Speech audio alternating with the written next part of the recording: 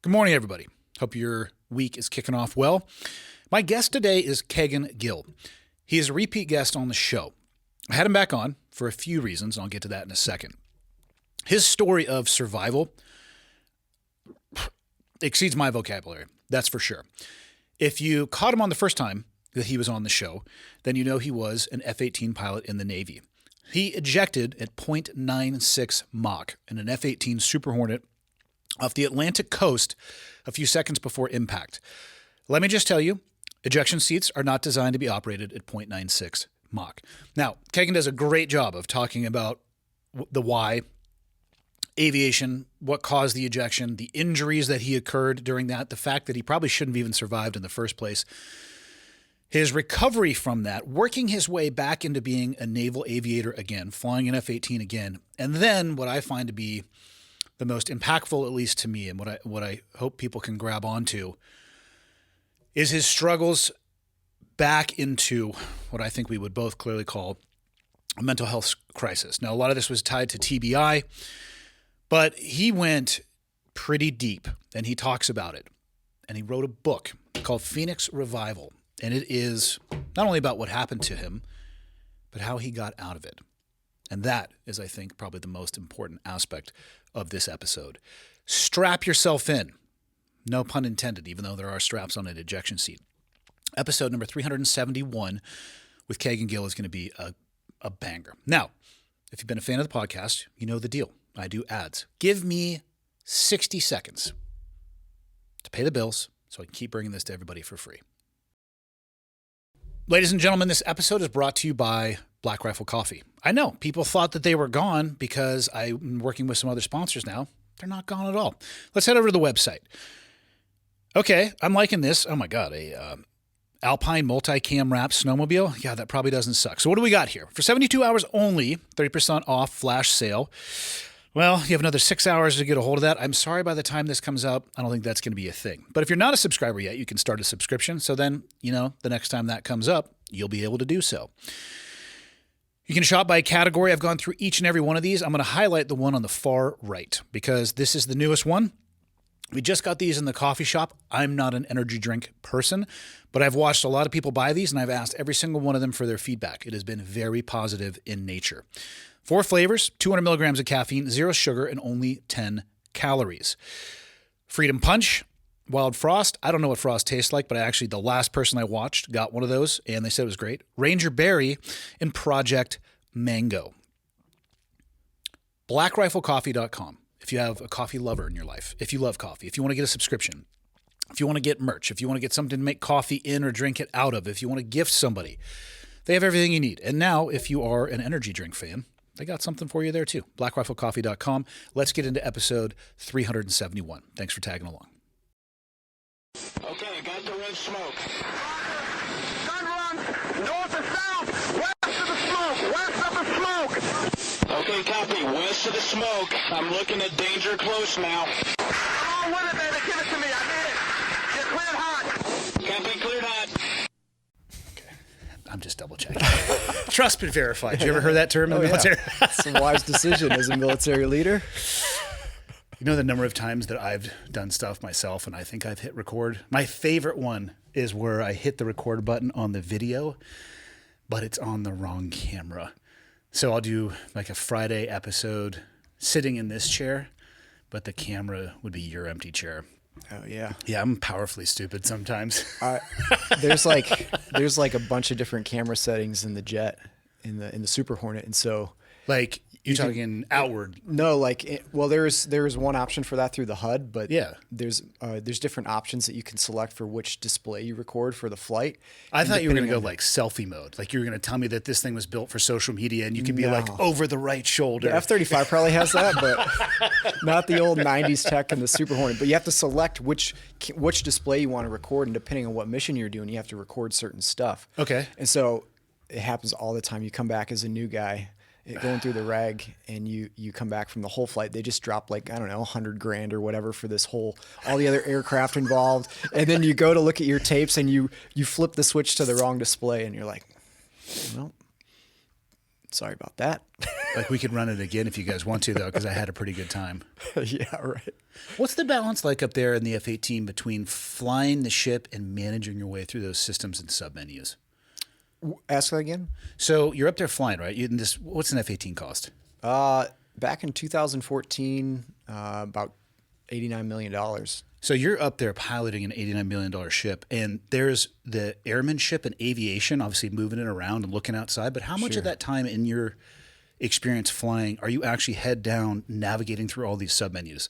That balance between actually flying the bird around, having a good time, or scrolling through a menu?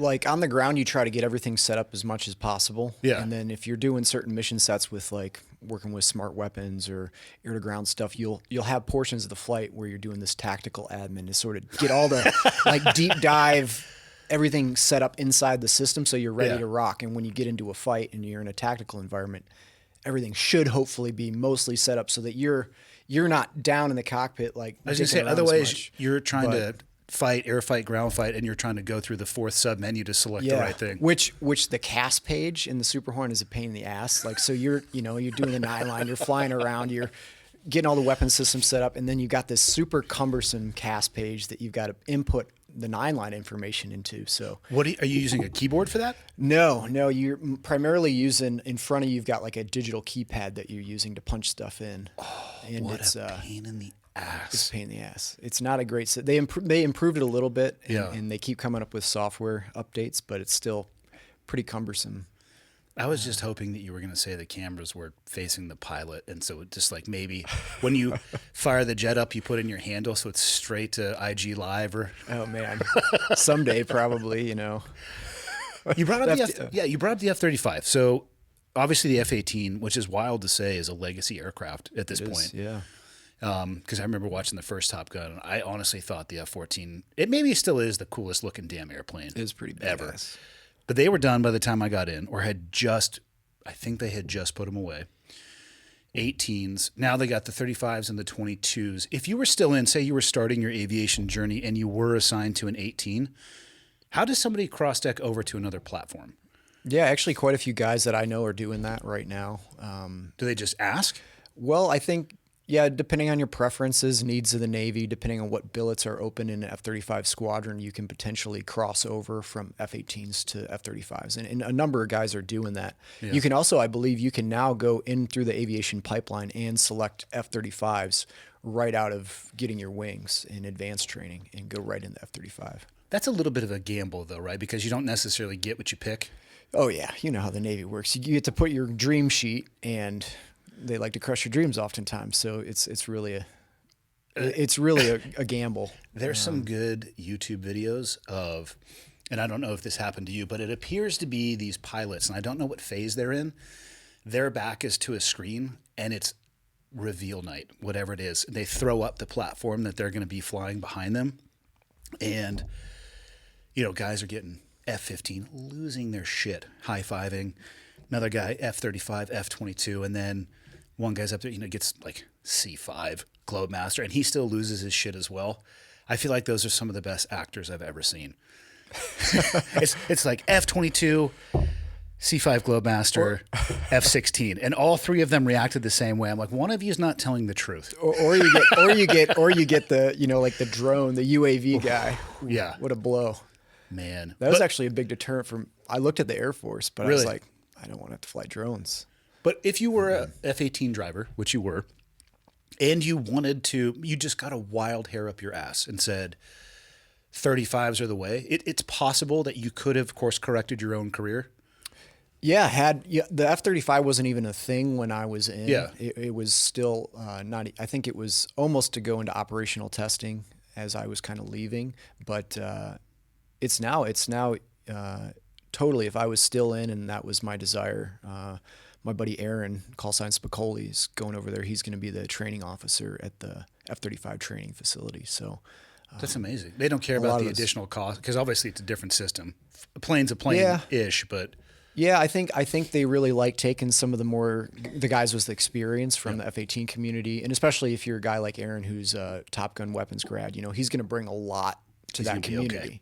Yeah, and that's really how they're building that up, is they're taking good dudes with good experience and bringing it to the F-35 platform, it sounds freaking awesome. Like AI integration, the systems are just next level. It's like going from using like a Nokia brick phone, this is the Super Hornets technology from the 1990s, and then you jump into, like the newest iPhone when you get in there, and sounds pretty rad. What I love is that there is no 2-seat trainer for the F-35. Yeah. After the sim, not that I was going to say they throw you the keys. I'm pretty sure they don't involve keys, but yeah, no keys. yeah. You know the right sequence to start it, but that's, the simulators are great. I got in civilian aviation, I got typed in 2 jets, and it's all level D sims where all the buttons are where they are and they have to function. So you are well prepared. Yeah. But you also know sitting in the sim that you're sitting in a video game. Right. That is very different than climbing inside an actual F-35 for the first time and taxiing out and holding short of the runway. Oh yeah. Yeah, that adds a whole new level to it. And I think about 50% of your brain power gets sucked out when the engines start in a real aircraft. But even in the Super Hornet, after you do an incredibly robust simulator training syllabus, and then you only had like 4 or 5 flights in the aircraft before you soloed. And those were in the doubles, the trainers? Yeah. And there's only, I don't know if it was even that many. It might even been 3. I think it was like 3 or 4 flights that you were flying. And those twin seat ones were a mess. Like they were always broken because there's only like 2 of them on the planet that they use. They call them FTs because they had a stick in the back. Yeah. It's probably a good idea. But what did they expect of you on the first solo? Just some traffic pattern work, or what did they want to see? They expect you to be able to start the thing, get it taxied out, take off, get out to the airspace, know the course rules, know how not to run another aircraft around Oceania or whatever. And then you actually go out and you do a pretty good aerobatic syllabus once you get out there. So you're doing loops and rolls and performance. You get to, max perform the jet for the first time. And it's pretty surreal, How sore was your face from smiling the entire time afterwards? Well, mine was smiling pretty good until like we went to take off and I had somehow not loaded the mission card right. And so all my waypoints for getting out to the airspace didn't load. And I didn't get notified or realize this until we had taken off and rotated and the gear were up in the wells. And the instructor in the back squeezer goes, "So where are we going?" Yes. I was like, oh my God, how did I screw this up already? And so I think probably to the east, because that's where the Chocolate Mountains are. Yeah, so luckily, salvaged the situation, but that was always in the back of my mind the rest of the flight. I was like, did I just fail this flight because I freaking didn't get the mission card to load right? Which in the sim, the mission card's always loaded. You don't have to worry about that, but that thing's a giant computer. Yeah. That's wild you got to fly that. You mentioned Top Gun. Since you and I last sat down, there was a cinematic tour de force that came out involving Captain Pete Mitchell. I believe he was a lieutenant the last time we saw him. And it's obviously called Top Gun Maverick. Aircraft, I believe, the same one that you used to fly. Yeah. Thoughts on one man in the military tasked with not only training but executing the most critically important strategic operations that our country has. It was so well executed, man. My wife watches that and she goes, "Why is it always him? Shouldn't he teach other people how to do it? Why would it be him?" I'm like, it's Pete Mitchell. He's a national treasure. Yeah. Yeah. Pretty phenomenal. As much, Hard for you to watch? No, I loved it. Like the first one, you watch it and you're like, oh my God, this is really bad. But you love it still because it's such a classic. But this one, they did a much better job of sort of sticking a little bit closer to the accuracy of the truth. While the tactical stuff, we can't talk about that anyway, so they have to guess what that is. But they did a really good job, I think, of sort of depicting something somewhat in the ballpark of reality. Yeah. And in the nostalgia of it, and what was the chick's name in it? Phoenix. O'Connell. The actress. bar. Michael, I forget. Please pull up the cast of. Anyway, she's Top still Gun Maverick. She's still an absolute gorgeous babe. How old is she? I don't know, but well done. Stunning. Whatever it is. Yeah. Tom Cruise is 107. Yeah. So looks good too. Jennifer Connelly. Jennifer Connelly. Yep. Yeah. In the real world, let's say a mission like that came up and the F-18 was selected even above all the other, we'll call stealth-based technology aircraft, whatever it may be. wouldn't the deployed air wing probably just handle that as opposed to trying to do this Yeah. pulled in selection at the Top Gun facility? Yeah. Yeah. I don't know how, I mean, I was never privy to anything like that going on in the real world, you know? I mean, isn't that why you do the robust train up? You do and people go to Top Gun and they come back. And that's why we have people that are forward deployed. Yeah. But then you couldn't have such a cool movie. I know. What did you think about the flying in that movie? There's obviously CG because they pitched it as, hey, real flying. I'm like, yes, but those aircraft, no military aircraft are going to be allowed to get that close to each other for some of those things. Yeah, it was, I mean, there was real flying, but a lot of it was obviously enhanced. It would have to be. And I got a bunch of buddies that got to do the flying for the movie, so it's kind of cool and be like, oh, I know that guy. That's Vern awesome. or Fisty or whoever was doing it. And yeah, it was really well done, I thought.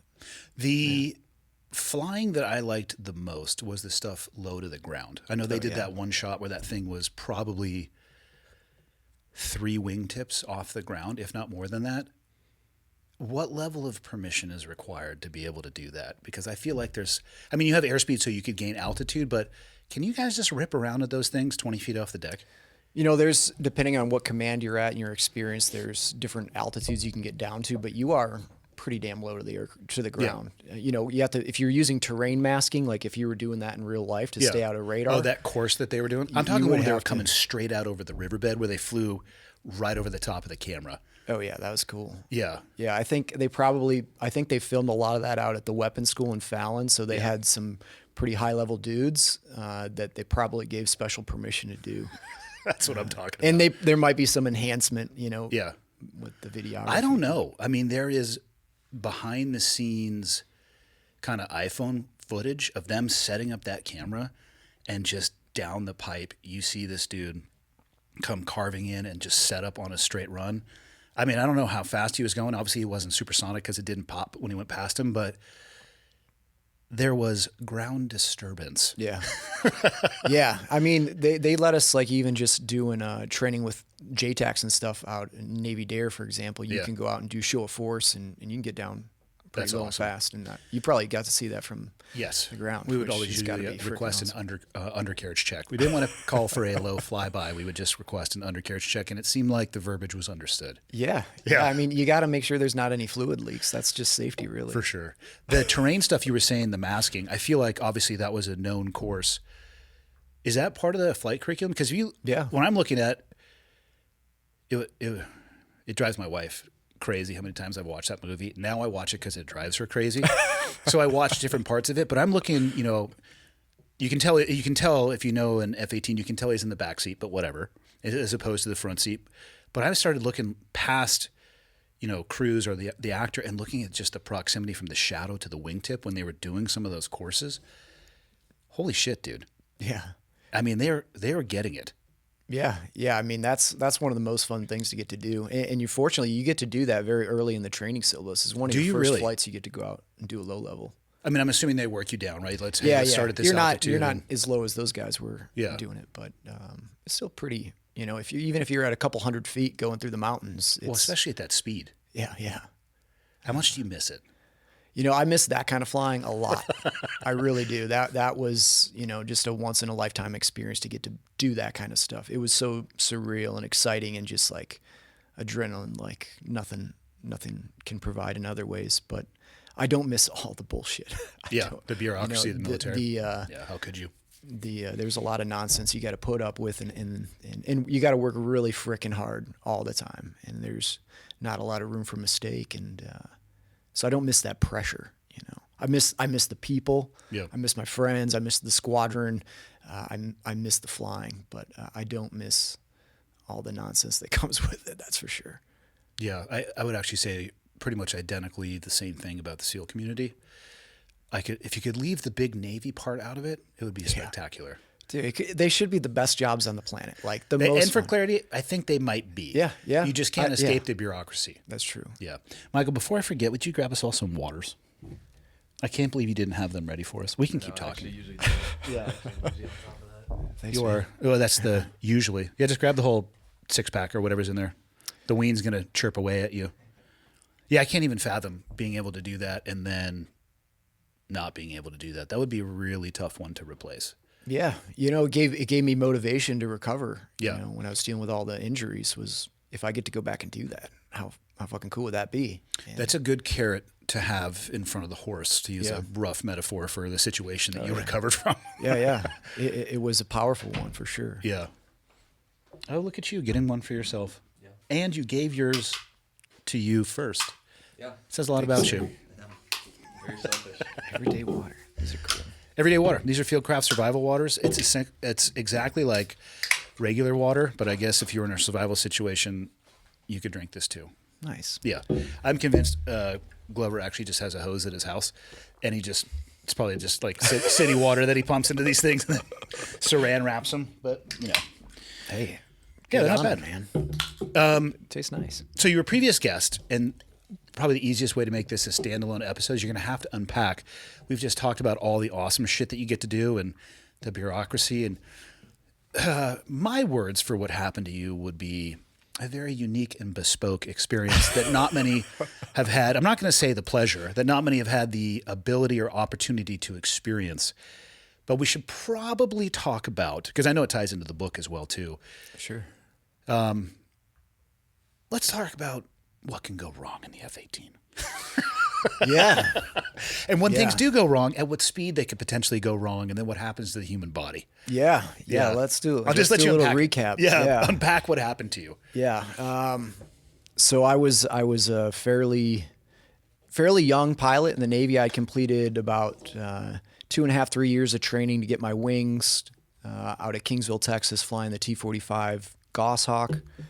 Went through a year-long training syllabus in Virginia Beach at VFA 106 to train the F-18 and become a fleet-qualified pilot. So at this point, I'd been doing it for 4-ish years, plus I'd been in the squadron for almost a year. I think it was about 8 months on this day in January. And I walked into the squadron, and on the whiteboard behind my buddy Fisty at the duty desk, he had this, he'd used the Shark Tracker app to put up all the GPS tagged positions of all these sharks out in the area. And, we're always morbid sense of humor, I'm sure, just like you guys in the SEAL community. Just gallows just- sense of humor. Yeah. Just the darker, the better. Yes. And so that was up on the whiteboard, and he's kind of giving me the rundown for the day. The buoy temps at 37 degrees Fahrenheit. This is January, and we're having a really cold winter in Virginia Beach. And then the air temps below freezing. We got windy conditions. The seas are churned up. And so Fisty's joking like, oh man, it'd be a terrible day to eject. And What day was this in January? January 15th. So it's So we're only been at like just over an 11 anniversary years. plus 6 days. Yeah. Yeah. Okay.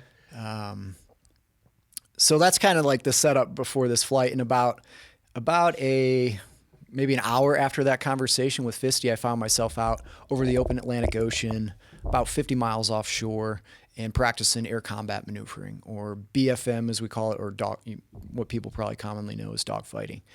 And so a couple of aircraft within visual range of each other, extremely dynamic. You're performing the aircraft at the edge of its capabilities. You're operating weapons systems, defensive systems.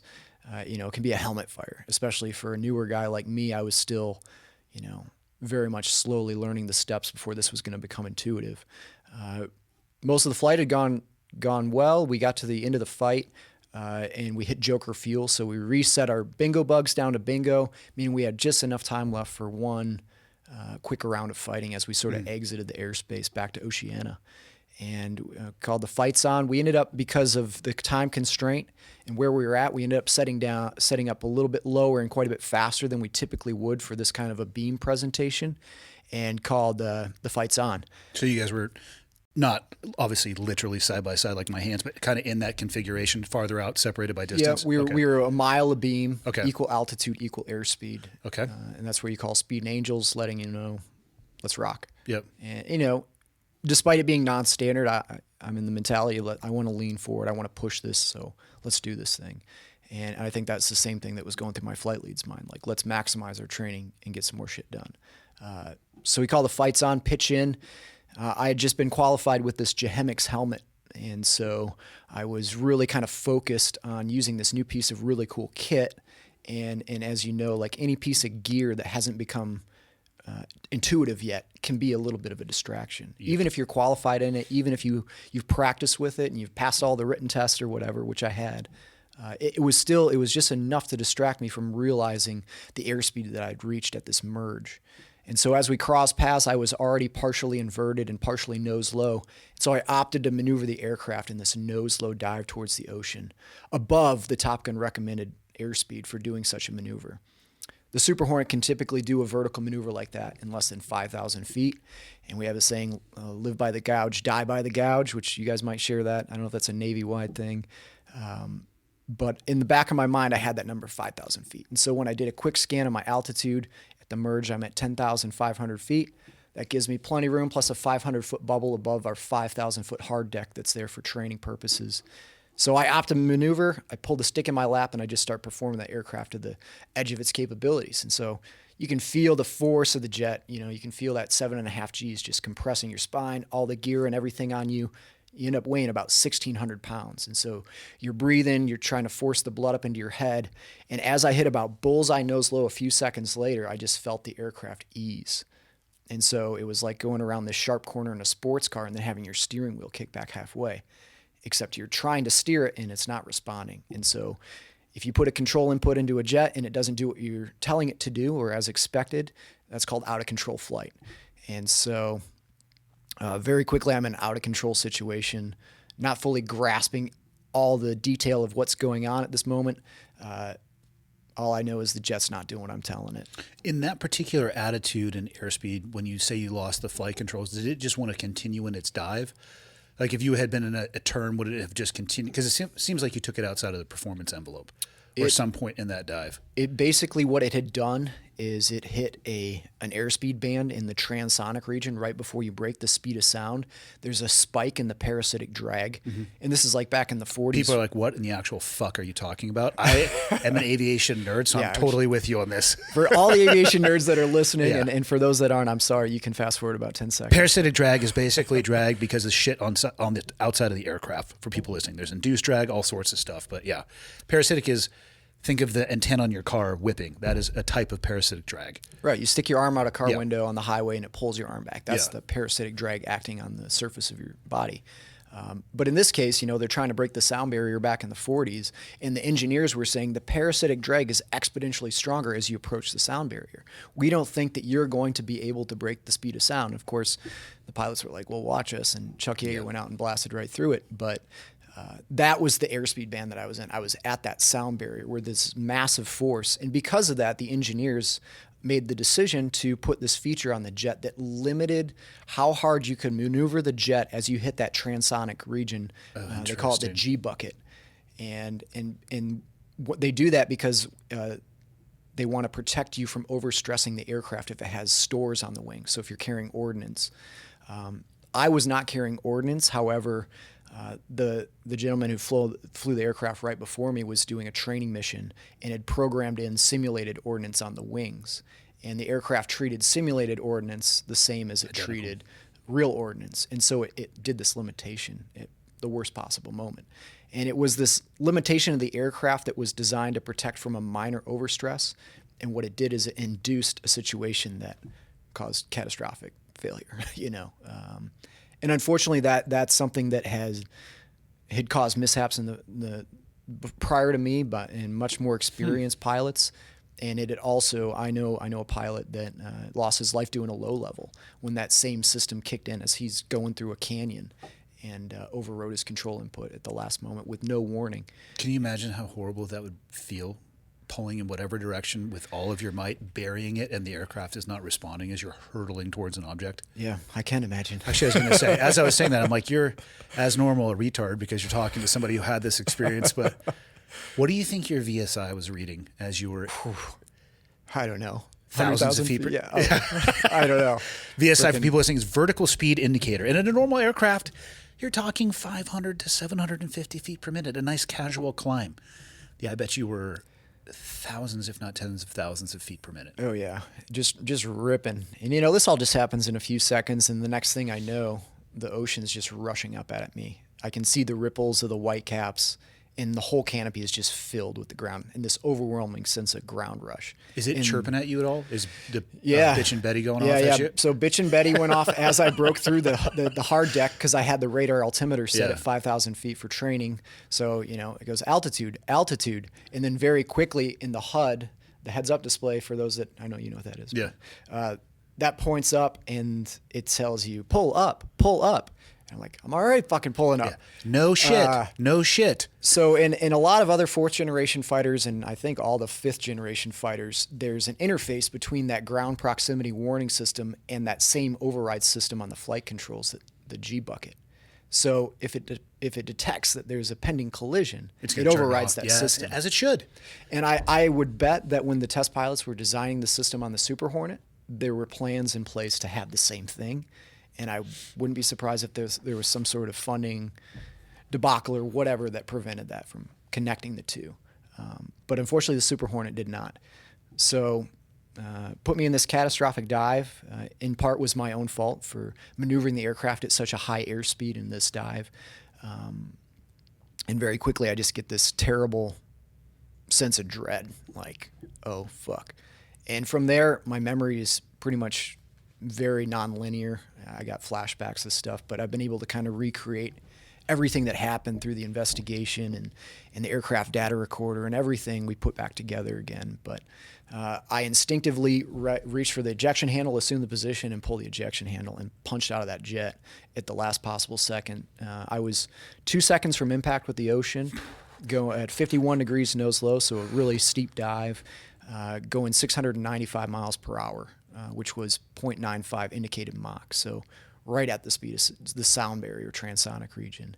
And a normal ejection will mess people up, compress the spine, cause flail injuries of their arms as they're ripped apart like a rag doll. And that's in straight and level flight below 180 knots. I was going to say, what is recommended eject airspeed? Yeah, I think the NATOPS, it's been a minute, but I think it's like below 180 knots, which, talking to guys like you who've jumped out of aircraft at that speed, you'll feel that's it. pretty sporty still. It is sporty. I mean, you go out as something like one of the bigger jets. I mean, you tuck up so you can eat it, but I'm also not attached to a chair, and you're not adding the vertical, you know what I mean? You're just stepping out into the relative wind. So it hits you, and then you have this horizontal flight, and then it translates into vertical. You get hucked from the ground at a low enough altitude. When you see people get out there, actually getting thrown forward an incredible distance, and then you see them translate into a vertical fall. It's called the forward throw. It's pretty cool to watch. That's rad. Yeah. I mean, I think it's probably more rad than ejecting at 0.96 Mach. Yeah, definitely better for your body. Fuck.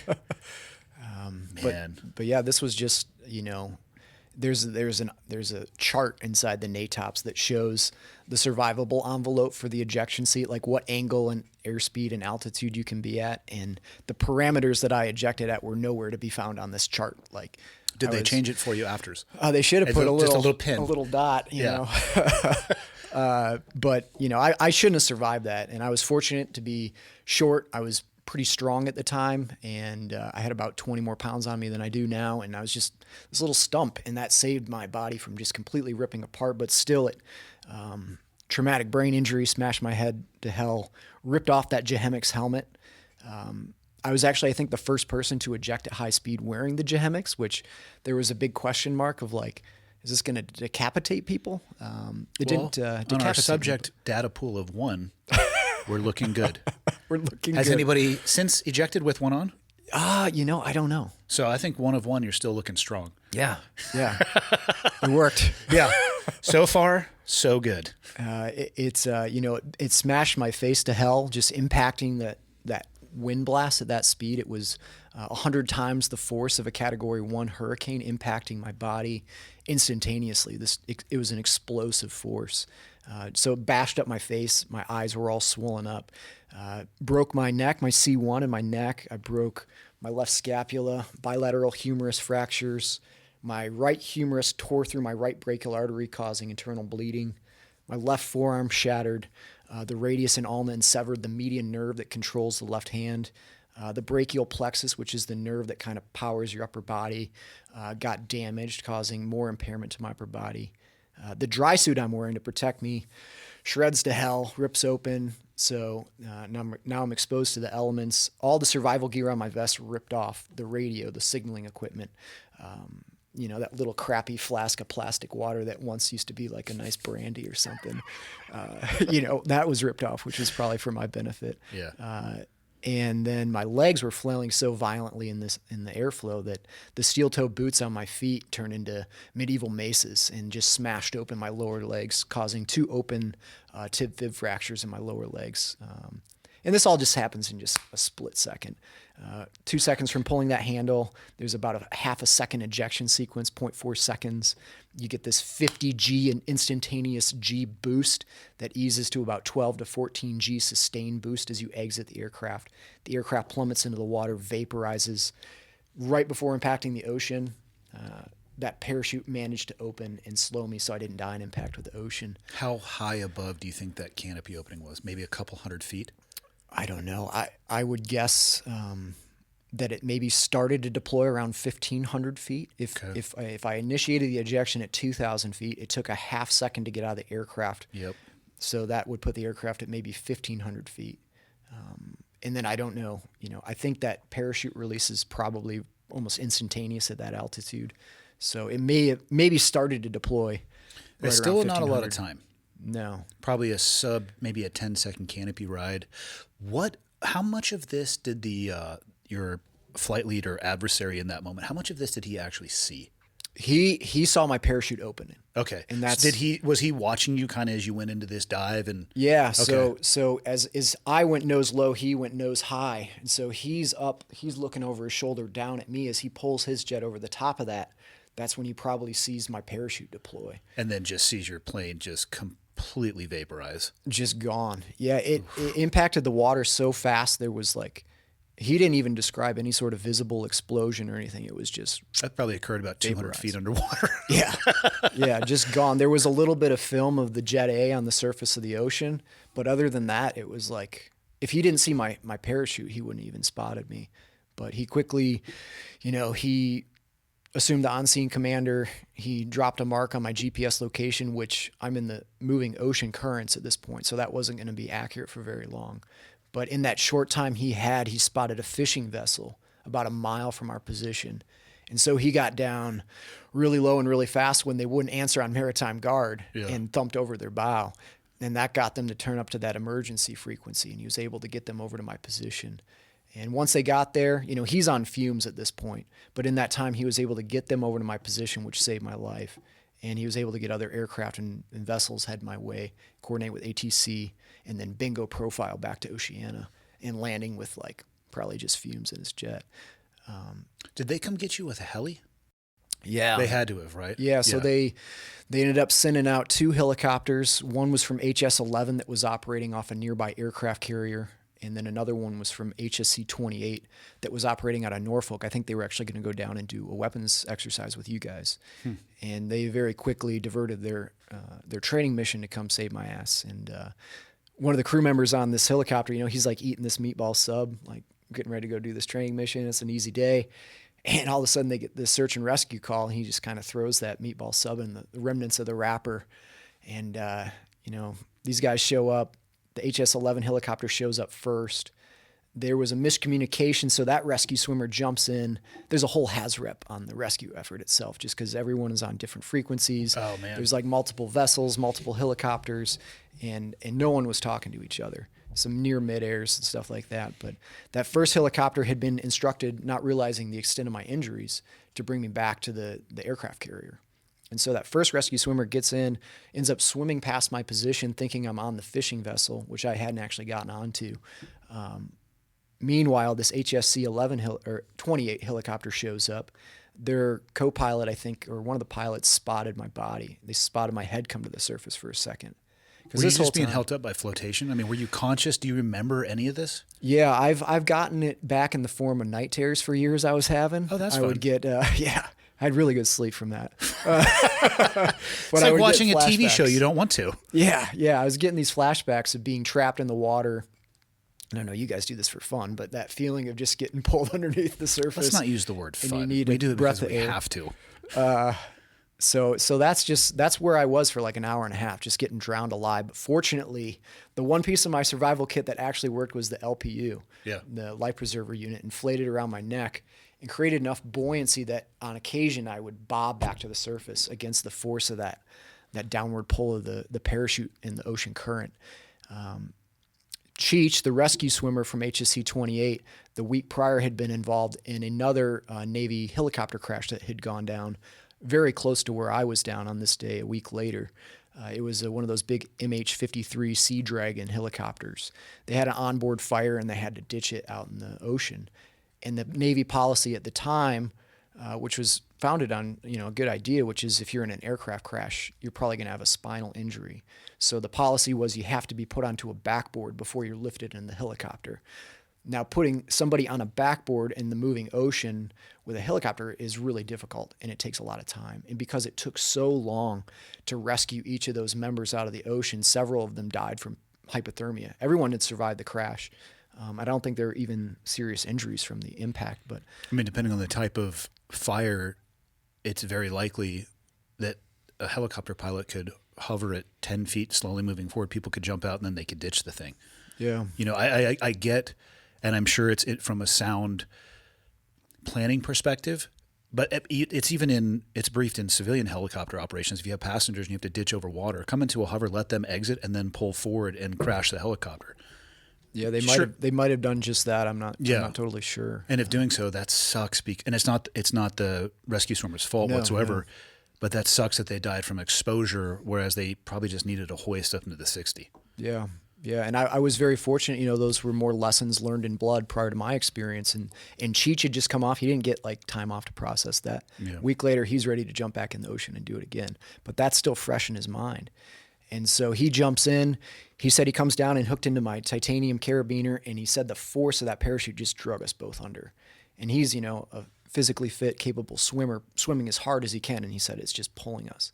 And he had done that in a pool in a training environment.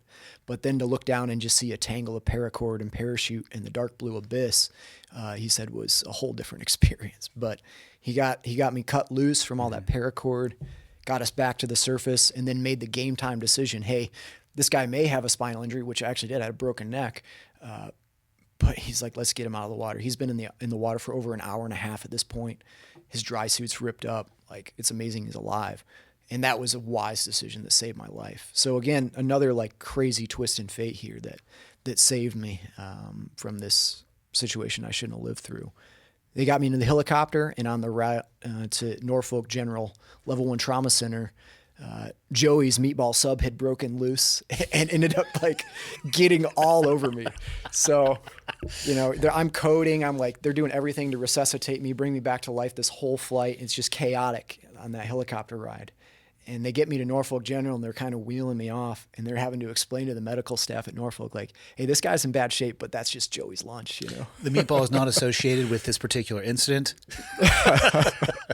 So, they rushed me in. They treated me for severe hypothermia. My body temp was at 87 degrees Fahrenheit.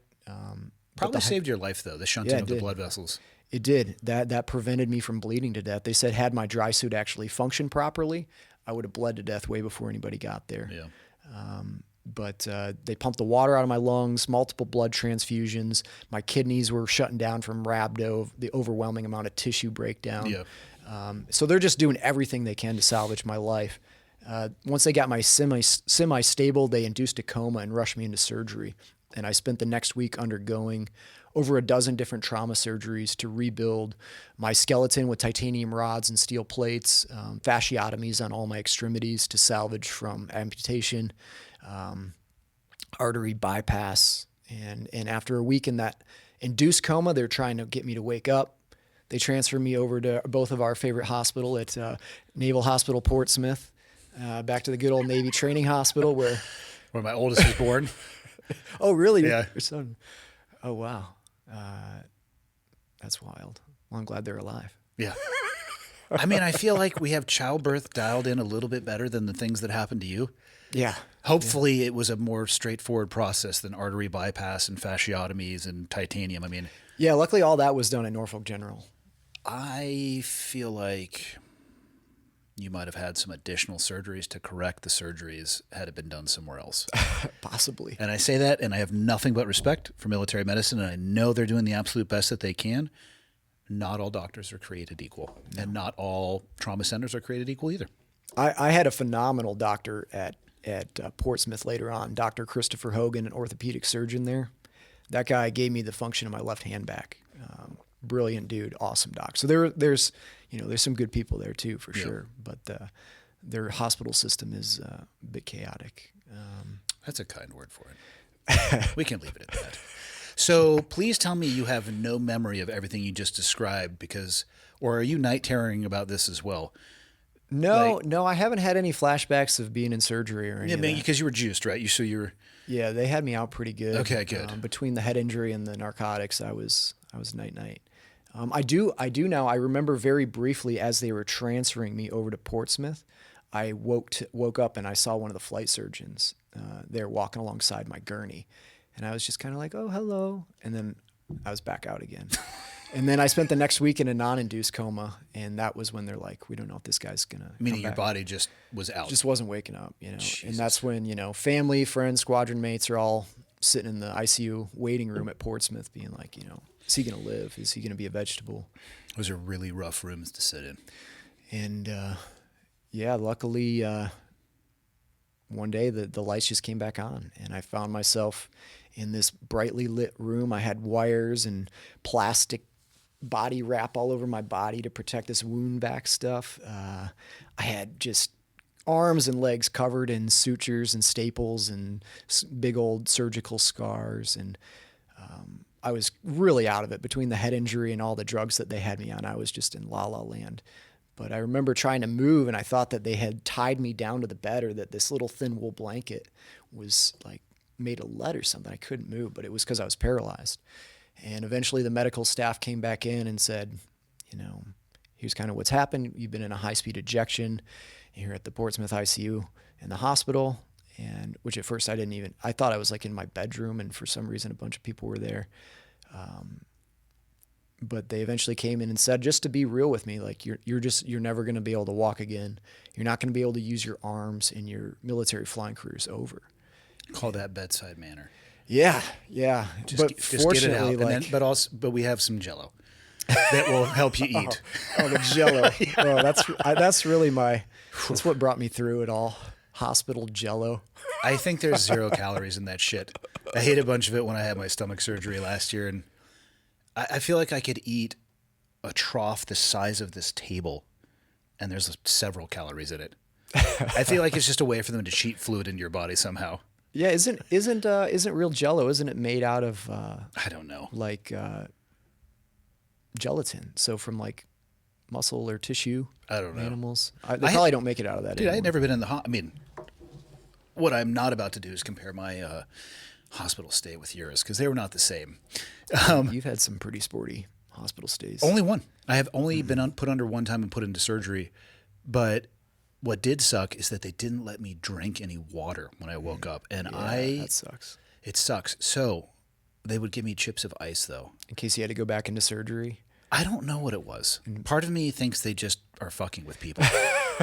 They want to make your stay as unpleasant as your possible. lips are as chapped as if you just walked across the Sahara Desert. Yeah. You just water. Only chips of ice. So what I would do is I would wait until my wife went to sleep, and the nurses would come in every 2 hours, and they'd give me a cup of ice, and I would just breathe on it and melt it slowly and then drink it. So you get the satisfaction. I had to. I was dying. Oh, yeah. I remember that. Yeah, it was the worst. Eventually they came in and they gave me a choice. They're like, you can either have this ice cold Coca-Cola, or you can have this Ensure, which was just basically sugar and a bunch of vitamins. And I was like, in my mind, I'm like, I think I deserve a Coca-Cola. Oh, yeah. Can I just have a cold Coca-Cola? That sounds really good right now. And the nurse was so pissed off at me. She's like, she wanted you to take you the don't Ensure? want this thing with nutrients and vitamins? And No. like, you read the label of those Ensures, it's a bunch of junk. Like, Yeah. they're both just sugary nonsense. But I was like, I just want a freaking Coca-Cola. I'm alive. I don't drink Coca-Cola every day, but right now I feel like having a cold Coca-Cola. Yeah, switch spots with me, honey, and go through what I went through, and then if a Coke sounds better, can I just have that without the judgment for one day? Right. My life expectancy is grant me that currently decency. being measured by the passing of the sun. So maybe let's just take a wrap off here a little bit. Yeah, maybe I'll see the sundown. Maybe I won't. I'll take the Coke, non-diet, please. Just give me the leaded one. Yeah. But yeah, that kind of lit a fire under my ass when they told me I'd never do anything again. I was kind of like, well, fuck you guys. I'm going to prove you wrong. And that kind of lit this little kernel of hope inside me, this little ember. And that's what I kind of started to feed with just kind of imagining, just using mindset stuff where I was like, what would it be like to be back in the jet? How would I get there? What can I do today? And then it just kind of became of enacting this discipline of what can I do each day? And every day I busted my ass, even if all that meant was I like wiggled a little bit on the bed. Yeah. But I applied that over the next 3 months and was able to get out of the Polytrauma Center at Richmond that has some of the finest world cuisine that you can ever imagine. And they like to wake you up all night to give you medicine so you can sleep, which was really cool. That is, again, in my super short stay, they actually were trying to get me out of the hospital pretty quickly. And I think if you can, you have to, because that's what it is every 2 hours, and they're scanning and beeping and checking. Hey, what are you doing? I'm like, I was fucking sleeping until right now. Also, I'll take a little bit of Dilaudid, and, thank you very much for that. Yeah. But yeah, it took us 3 days to drive home from Salt Lake City, essentially, because that's all I could tolerate with my stomach. But I slept better in those hotel rooms because at least if I was waking up, it was because I had to take a piss, as opposed to somebody like flashlighting you in the eye. Oh, what are you thinking about? This is restful. Sleep. Yeah. Yeah, that's if you can get out of the hospital fast, do it, because you will recover so much better outside of it. Outstanding place to be if you have a severe trauma. Yes. Terrible place to be for any sort of recovery afterward. Totally agree. No sleep, no nutrition, no sunlight, just fuck. But I was fortunate, things, there were really good therapists there that really cared about their jobs. I got a lot of help and got back to the function of being able to wipe my own ass again, which was a huge accomplishment. Strong. And walking around on a walker like a little old lady. But I then spent the next year and a half, so a total of about 2 years in recovery, undergoing more surgeries, going through, this whole investigation process for just having crashed an $89 million jet into the ocean.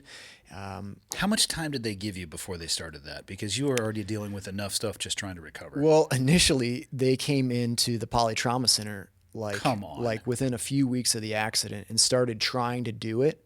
And I think fortunately the guys that came in were like, this has to be put on hold. Yeah. Like the level of brain injury and the amount of stuff that I was getting pumped full of from Dilaudid and oxycodone and all this stuff, I was just real loopy. And so fortunately they kind of put it on hold. But as soon as I got out of the hospital after that 3-month stay, it was like game on. And I couldn't even I had this condition called allodynia in my left foot. So it was really sensitive to touch. And at the point then I didn't even put socks on because it was so uncomfortable to put socks on. It just felt like needles in my skin. But I now had to go into these pre-investigation, what felt like interrogations more so than questioning. But I had to go shove my feet into a pair of flight boots. All my gear was gone. Fortunately, my squadron hooked me up with some new flight boots and gear and got me back on base. But I'm going into the initial investigation on a cane. I think I was on a walker even at first still, and I had to take the elevator to get up to the second level where they did it. So I was still in really rough shape, but I was at least getting some mental function back enough to where I could have a conversation. How do they deal with that when they're doing the investigation and they bump up with areas where because of the TBI, you just don't remember? Yeah. I mean, will they accept that answer? If they ask you a question dude, that is beyond a window of what I can remember. Yeah, I think that was fine. They were able to put a lot of other pieces together to put it all back. I'm assuming they didn't find the little black box, which is actually orange. I think they did get it. No way, that thing survived? It came out with the ejection seat, and they recovered. Oh yeah, of course it would. Yeah. All right. So they got that, and so that was how they were able to put back. Okay. And they got a lot of data out of that, like the parameters and everything that was going on. But I went through this pretty deep dive life investigation, but fortunately that whole investigation is run by other naval aviators. So other guys primarily in the strike fighter community that understand the intricacy and how dangerous that job is just inherently. And very fortunately, despite me having part to do with the accident, I think there's maybe this mentality that if you're a pilot and you make a mistake, they're going to hang you out to dry, which maybe that's more true in the civilian aviation world. If you're a commercial pilot or something, I know they tried to hang Sullenberger out to dry when he had to land that jet in the Hudson and save all these people's lives. And, they're trying to run the simulator profile with like no reaction time required because they already knew what was going to happen. Yeah. And they're like, why didn't you do it at this airport? You could have made it to this airport. And fortunately, I think Sully stood up and was like, well, how about you put a little reaction time into that to figure out the situation? And then they did that and they're like, oh. Yeah. But can you imagine second guessing that particular situation? Right. Full on bird strike just after rotation, climbing out. I mean, nobody's going to want to put it into the river. There is zero doubt that dude saved everybody's life with his performance.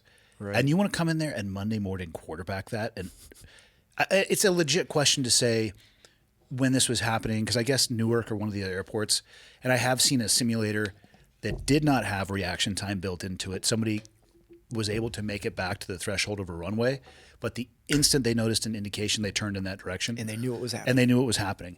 So sure, I would agree that it's a valid question if an investigator was to say, in the course of this happening, did you have this thought? But motherfucker, you better put a pin in it right there. Yeah. You know what I mean? Oh, why didn't you? You better put a pin in that right there, because he did the absolute best that he could with what he was thrown. And I would challenge anybody to get into a sim and be thrown in a similar situation like that, not knowing what's coming, and figure it out in real time. Yeah. And they actually took the profile. They put a bunch of other pilots in my squadron in the simulator, not telling them what happened. And they told them, okay, you're going to get to the merge. You're going to be above this airspeed, but you still go nose low. And everybody who was kind of forced into that same situation, they all did the same thing. They all ejected. So at least that ruled out like my decision to eject. Like I did the right thing, from that point. Like, should I have maneuvered the aircraft nose low at that airspeed? No.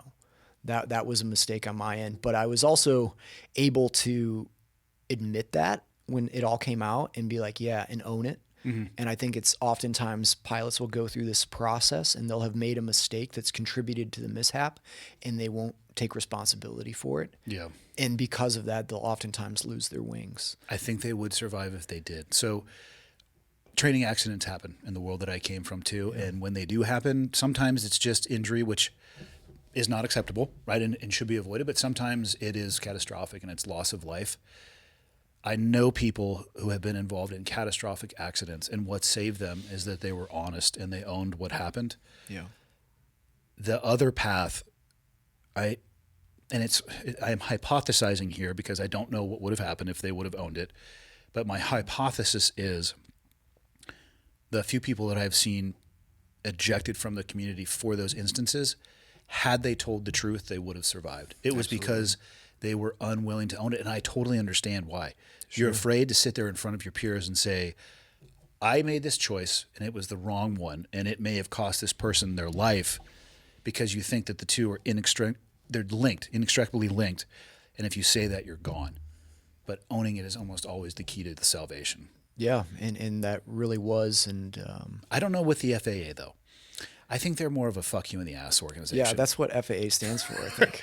Fucking assholes of aviation, or maybe fuck Strong. In the ass. Michael, immediately. Fuck aviators in the ass. FAA. What was that's the first one? For. Fucking assholes of aviation. Michael, immediately trademark that and start creating a T-shirt design. Already on it. Yes. I'm just kidding, FAA. Ladies and gentlemen, this episode is brought to you by BetterHelp. I have talked, and I try to continue to talk about my utilization of therapy, counseling, whatever you want to call it, as much as possible. It has had a tremendous impact in my life in the moments where, if you were looking at peaks and valleys, it helped pull me out of a valley. Now, don't get me wrong. Talking to somebody is one thing. Doing the work that you're going to get out of that you need to do is another one. And I often hear people talking about, when it comes to counseling or therapy, well, things are going great, and I don't feel like I need to talk to somebody. I totally support that. But what I'll throw back at that person is an analogy, and that is one of a vehicle. two different drivers, and neither of these people have an incorrect approach. One of them waits until the check engine light comes on to take their car in to get diagnosed, and the other one, maybe they're getting ready to do a road trip. They go in early when there are no indications. They have a professional pop the hood and look underneath it. Both, I think, can be wildly impactful. I find it's easier to course correct before you find yourself in a crisis. Just my personal experience. Therapy for me has been incredibly beneficial. Now, back to BetterHelp. BetterHelp is a fully online platform. So it's going to make therapy affordable and convenient, and they're serving over 5 million people worldwide. You don't have to worry about proximity anymore to being with your provider. You're going to get access to a diverse network of more than 30,000 credentialed therapists in a wide range of specialties. What I'll say about therapy is this: if you don't click with somebody, don't give up on the therapy. Just find somebody you do click with. And you can easily switch therapists anytime at no extra cost. See, they're already ahead of me in the show notes. Now, instead of focusing on red flags in personal relationships or with friends, maybe it's time to start looking for some green flags, things to look for before things become an issue. Visit betterhelp.com/clearedhot today, and you're going to get 10% off of your first month. That is betterhelp.com/clearedhot. betterhelp.com/clearedhot. Let's get back to the show. Yeah, that's just a tragic thing that military aviators and military members shouldn't have to deal with. I mean, just the way that whole disclosure system is just a mess. There's a reason why people choose not to check certain boxes. They know what will happen. My friend, he made the unfortunate decision of being honest on one of those forms when it asked about alcohol consumption. And it's like, you know, as long as you say you're under whatever, 1 or 2 drinks maximum. But he's like, you know, everybody goes out and has a few more drinks than that on occasion. So he said so in the little notes underneath, just being like, I'm just being honest, you know, I'm going to do the right thing. He spent, I think, about 1.5 years, if not 2 years, grounded from his airline job, going to AA meetings because he said on occasion he would have more than 2 drinks of alcohol. Meanwhile, a couple times a year, they pull a pilot out of a cockpit for blowing a .6 on the morning flight because my man was getting after it. My man or woman was getting after it.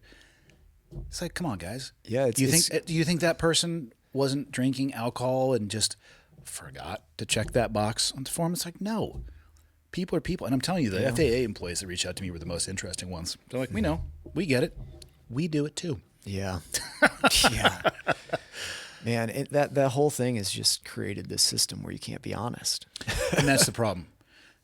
In that system, I would like to believe it was like the world or the investigation that you went through, that if you did make a mistake and you did own it, and like, let's say you went to him proactive, hey, I just fucked up, that they would allow you to work through that, maybe pass on some lesson learned, and you would still be able to survive. Right. And the reason that doesn't happen is they are viewed as a guillotine. If you find yourself under their spotlight, you're done. That's what people think. And that sucks. Yeah. It's not the way it should structure. It's Not just a great going to lead culture. to more and more dishonesty. Yeah, it's not a great culture for... It's going to lead to much more serious issues in a place so. that people can't be honest. So that's my fucking journey. Yeah. Back to your journey. Well, good luck with it, man. I hope that whole VA thing gets resolved and those people stop getting fucked because they don't deserve that. It is an interesting one. You know, just because they can cross-reference those databases, it goes to the... Just because you can doesn't mean that you should. And I would like to know why the initial reach out. I don't know. The pessimist in me thinks that at some point it comes back to money. Somebody in that system was like, what? This guy's getting disability, but hold on. At the same time, he's an airline captain? That's fucked up. He should be getting money from one or the other. Someone had poopy pants.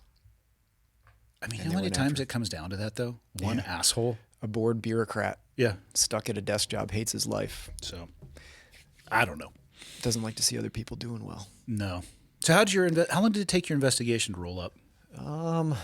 It was the better part of 1 year. You know, they did all these preliminary investigations, one-on-one interviews, and, you know, kind of put everything together, what had all happened, what all the contributing factors were. And, you know, my flight lead was hit because he had set us up at a higher than standard a beam set at a lower altitude.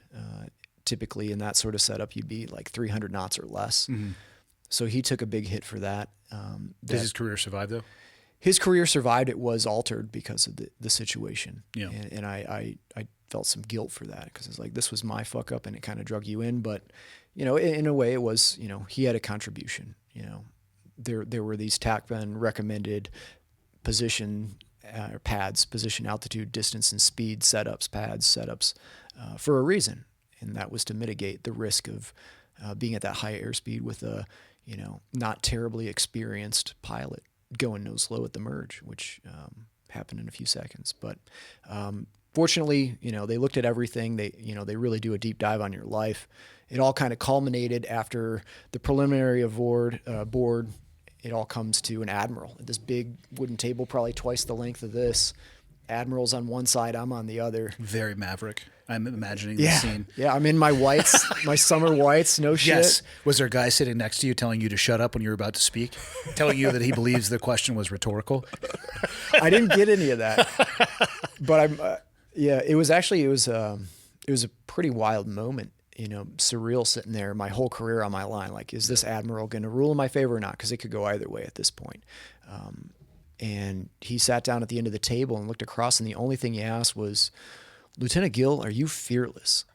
And I don't know where it came from. I just, somewhere within me told me to say, "Sir, I don't remember a lot from the accident, but I'm certain what little cushion there is on the ejection seat was puckered up inside me real tight." And he didn't smile. He didn't make any change of an expression. He just stood up and walked out of the room.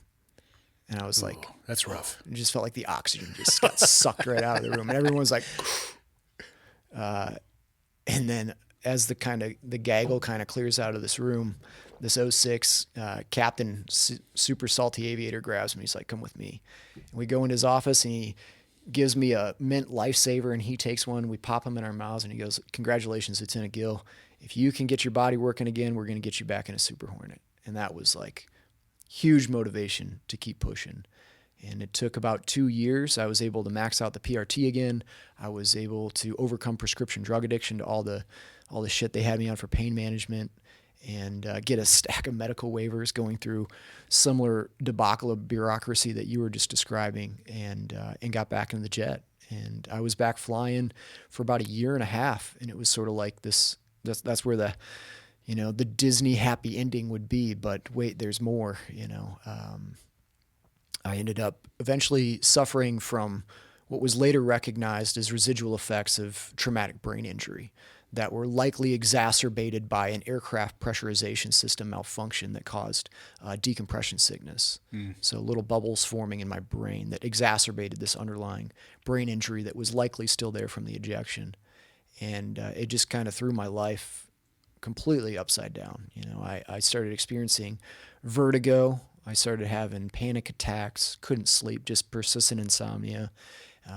Initially, I was treated in a hyperbaric chamber at a Navy dive base, thinking it was decompression sickness, which I think there's a good chance. There's been a pretty widespread issue in the F-18 community for a while because there were these environmental control system malfunctions to the point where they were putting on the aircraft carriers hyperbaric chambers for pilots that would come back with DCS. They could rush them into the chambers. So how's this happening? Because the cockpit, it's not pressurized, right? It's pressurized. Okay, so you guys could take your masks off if you wanted to? Mm-hmm. And actually, I think more and more they're getting to where pilots are primarily not wearing their masks. Really? Because they're realizing that by breathing oxygen all the time Under and pressure, sucking down probably whatever's coming off that plenum and the OBOG system, this thing that takes all the nitrogen out of the air to concentrate the oxygen, is probably not the greatest thing for your system. And I think they've actually made a huge revision in it. And I think a lot of the time guys don't even wear the mask anymore. I thought that's why you wore the mask, is that you were flying around in a non-pressurized cockpit. Okay. No, it is pressurized. Okay, so if that thing malfunctioned, though, you could have some very interesting medical. Yeah, there was an issue with a growler that was taxiing out, and that system malfunctioned on the ground, and the pilot and the Wizzo in the back, or I guess what do they call those guys? Ewoks. Everyone calls them Ewoks. the guys around the backseat of the growlers, they were both completely incapacitated because the freaking bubbles in their brain formed so quickly it just completely blocked off blood flow to their brains, and they were both put in like a comatose state. Jesus. And I don't know if they ever recovered. And so they were having a really serious issue with these. And there's a whole sort of corrupt backstory to the process that they went through to try to correct this problem. I wasn't involved in it directly, so I don't want to, really talk out of line, but there was some shenanigans that caused a prolongment of those injuries that could have been resolved a lot faster. But that was very common at the time when I started to experience all this mental disruption. And so they thought that's a very likely case. So my life was sort of thrown upside down. I ended up going in eventually reluctantly to see medical, which, as you know, in the military, if you have a high-speed job, for all the reasons we were just discussing, you don't want to go in and say, hey, something's wrong with my brain, because, well, there goes your security clearance, there goes your medical clearance, there goes your career that you've just busted your ass to get into, to have the best job on the planet. And but I knew something was so seriously wrong that I was not going to be able to operate an aircraft. So reluctantly went to see the flight surgeon and pretty quickly got a delayed onset PTSD diagnosis. And then that's where the conventional medical system sort of just bit off on that PTSD diagnosis, and then just started doing a deep dive into psychology and psychiatrist, and unfortunately, the real underlying issue was the disrupted physiology of my brain. And the way that it was addressed was as a behavioral health issue. And this is something that happens all too common throughout the military community, especially guys in your profession who have been blown up and beaten up and, spent decades just getting the shit kicked out of them, dealing with traumatic brain injury. And it's starting to get a little more recognized, thanks to it kind of coming out into the public in the world of podcasting, especially. Dr. Mark Gordon, Dr. Michael Lewis, Doc Kirk Parsley. There's a lot of guys who are kind of advocating for this different approach that says, PTSD is directly linked to this underlying physiology of your brain being jacked up.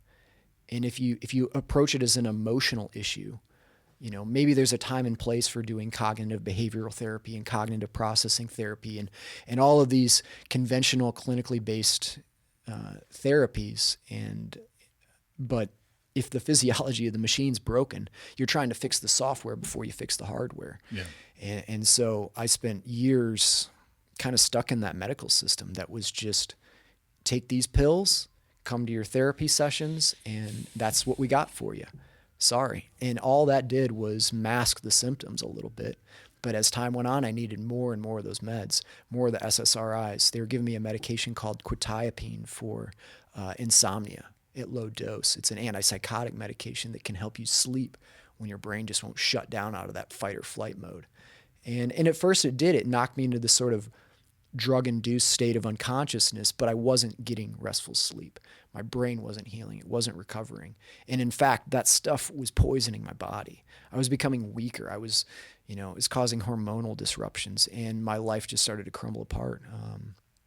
And I went into pretty bad psychoses, just completely out of my mind. Was that at least a little fun? At times, yeah. Yes. Like I thought my wife was Carrie Matheson from Homeland. Like not actually. I thought the show was based off of my wife, and she was the real this CIA agent with almost superhuman abilities that had come to rescue me from this group of black hat government assassins that had been sent to kill me. See, that's what I'm talking about. So I was you were living in a goddamn TV show. It was. I'm not advocating for this, but I have all. It was exciting at times. Isn't it okay to verbalize your curiosity if being a little crazy would be sometimes fun? Oh, there were definitely exciting moments. It was a lot more fun for me than it was for my wife. Oh, for the person dealing with the crazy person, that's got to be horrendous. Yeah. But as the crazy person, you're living in a sitcom probably. Like, get after it. Yeah. I mean, my imagination. Actually, maybe don't, because that's probably really dangerous for the person trying to take care of you. Yeah, my wife had just had our little boy, and I would come home and I would go into the kitchen. And I would just be freaking out, and I would take the food that she's cooking on the stove and dump it in the garbage. And I'd be like, "You can't eat that; it's poisoned." Because at this point I was thoroughly convinced that I was being poisoned. That's why all this stuff was going wrong. You were just not by that mechanism. Yeah, it was in these FDA approved pills, and fortunately, with the support of my wife, I got through a medical board that was, the Indiana Jones Temple of Doom bureaucratic edition to get through that process.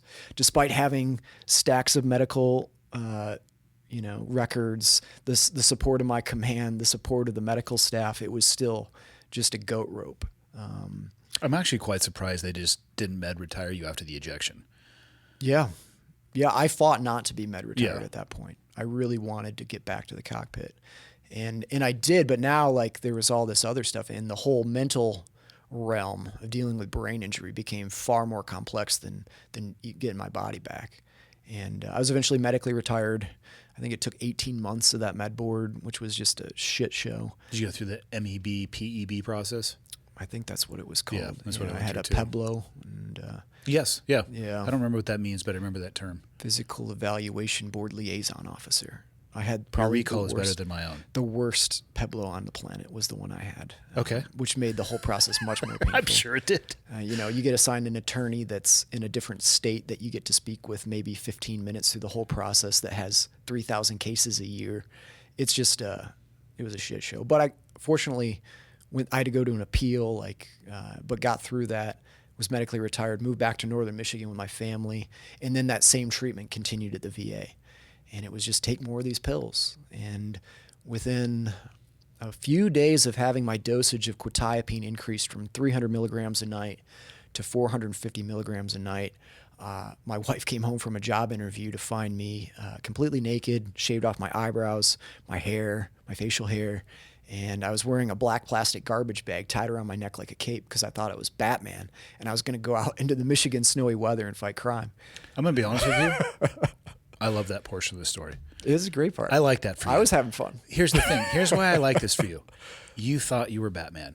It was sweet, man. That's what I'm saying. You were living in a goddamn DC movie. Yeah, I had superpowers. Like I could look at pictures on my wall. Like I looked at my commissioning paperwork, and I was like, I could see the secret code in it, and it's like, oh, you've been selected for the secret program. Michael, but now these are your the dreams abilities I have have been for honed. you. These are dreams and aspirations. Like, I want Michael to have a story like this. He's young. All right, He has- well, you know give what I mean? yourself some quetiapine. Really? Just I mean, start. Could probably You're get young. some, yeah, Listen, don't rush though, right? You're young. You have time. for sure. But if you ever told me a story like that, I would tell you that I was proud. I would say, Thank you. your wife. Okay, so now let's put the other shoe on. Imagine it's your wife, right?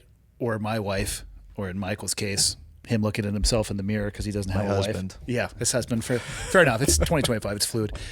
Okay, now we have to imagine, though, you open the door and you see that. Holy fuck. Yeah, it was rough for her. Especially.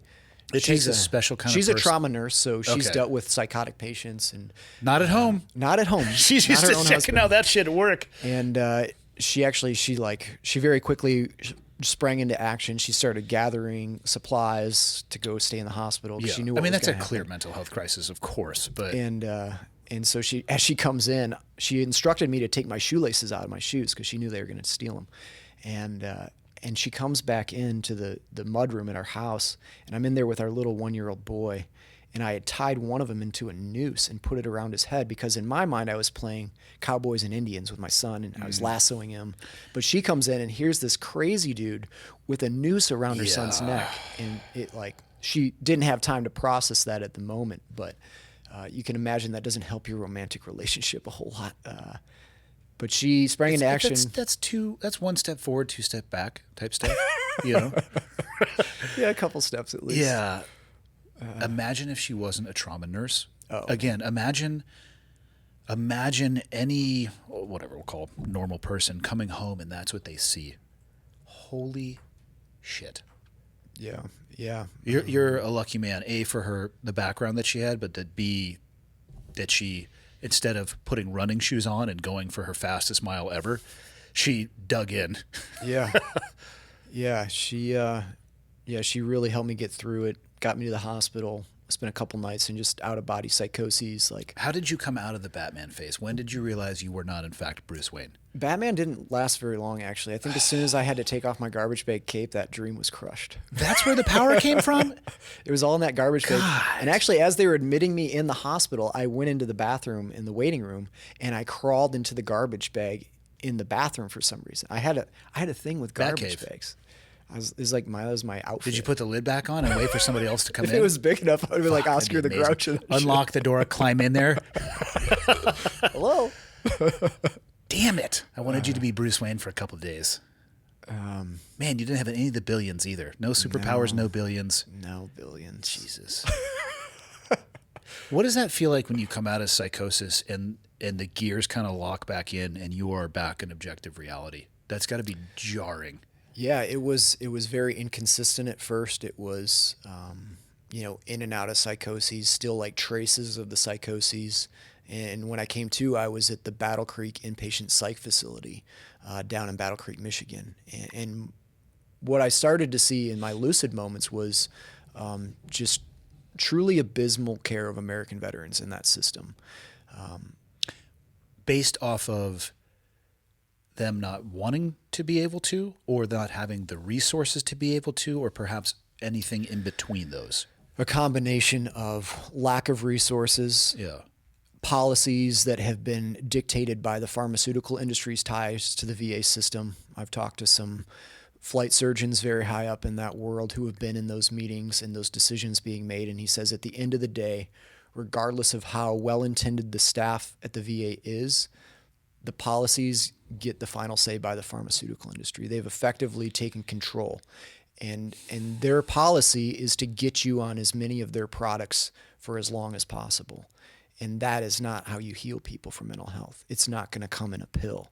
And meanwhile, there's not funding for the basic things to treat you as a decent human being dealing with severe mental health issues. You're confined into a small room with multiple other veterans dealing with severe mental health issues. It's an impossible place to sleep to begin with all the commotion in the hallways at night, people yelling out of their minds in psychoses, people stomping down the tile floors with concrete walls that just echo everything. Everything's white fluorescent light. Every 15 minutes when you're on one-to-one care like I was in psychoses, they're required to come in every 15 minutes with a flashlight and shine a flashlight in your face and make sure you're not harming yourself. I mean, we have things like Ring cameras. Right. And they have those cameras too. I was going to say, why do they do that? For some reason, they're required to do that by policy. And oh my God. In addition to that, the food is just absolutely garbage, ultra-processed prison food. You're dressed like a prisoner in prison scrubs while the staff members wear white lab coats. So there's this sort of Stanford prison experiment dynamic that develops. Yeah. We didn't get to go outside more than maybe once a week into a concrete yard that was surrounded by high-rise brick buildings and 8 to 10 foot metal fencing all around the perimeter. There's no connection to nature. There's no exercise. There's no sunlight. You know what's weird? If you were to, in the description you just gave, if you were to take the context out of that and just meet a random person at the coffee shop, be like, hey, I'm gonna describe to you an environment and I want you to guess where I am, they're not going to say hospital. No. Is this where you go to treat mental health? Or just, if you asked them to guess, right, they'd probably say prison. Yeah. It was a prison. You got to become a prisoner of the war on mental health that's going on in our country right now. Were any of the other Avengers there? Again, this is where my mind immediately goes. We had there Batman. was one other guy for a little while that him and I thought we were both superheroes. Listen, and you our could have psychoses were rallied. feeding off You each could have other. rallied the team that our country needs, right? It's like, again, there's got to be some aspect of this that is a good time. Like Batman and Robin are there. We got Superman, fucking Green Lantern over here. I thought Doc from Back to the Future was in there with me actually, and he was your Huckleberry. He was this crazy dude that looked kind of like Doc, and he was showing me how to make your teeth whiten with pieces of styrofoam, which was real weird. There's another dude sitting upside down in a chair eating a banana upside down, telling me how you have to eat your snacks upside down. Like there's some crazy shit going on in there. Not all heroes wear capes. You know? Some eat their bananas upside down, man. I feel like he's the guy in X-Men who's like swinging from his feet, right? He's the scientist. Yeah. Also, I've never tried eating a snack upside down, so I can't actually say whether or not he is valid in his claim. He seemed really happy about it. So also, I'm not here to tell people how to party. If you want to eat your snacks upside down, eat your fucking snacks upside down. Oh yeah. Yeah. What I really saw in there, like you go through survival training in the military and you get a little taste of being a prisoner. Yeah.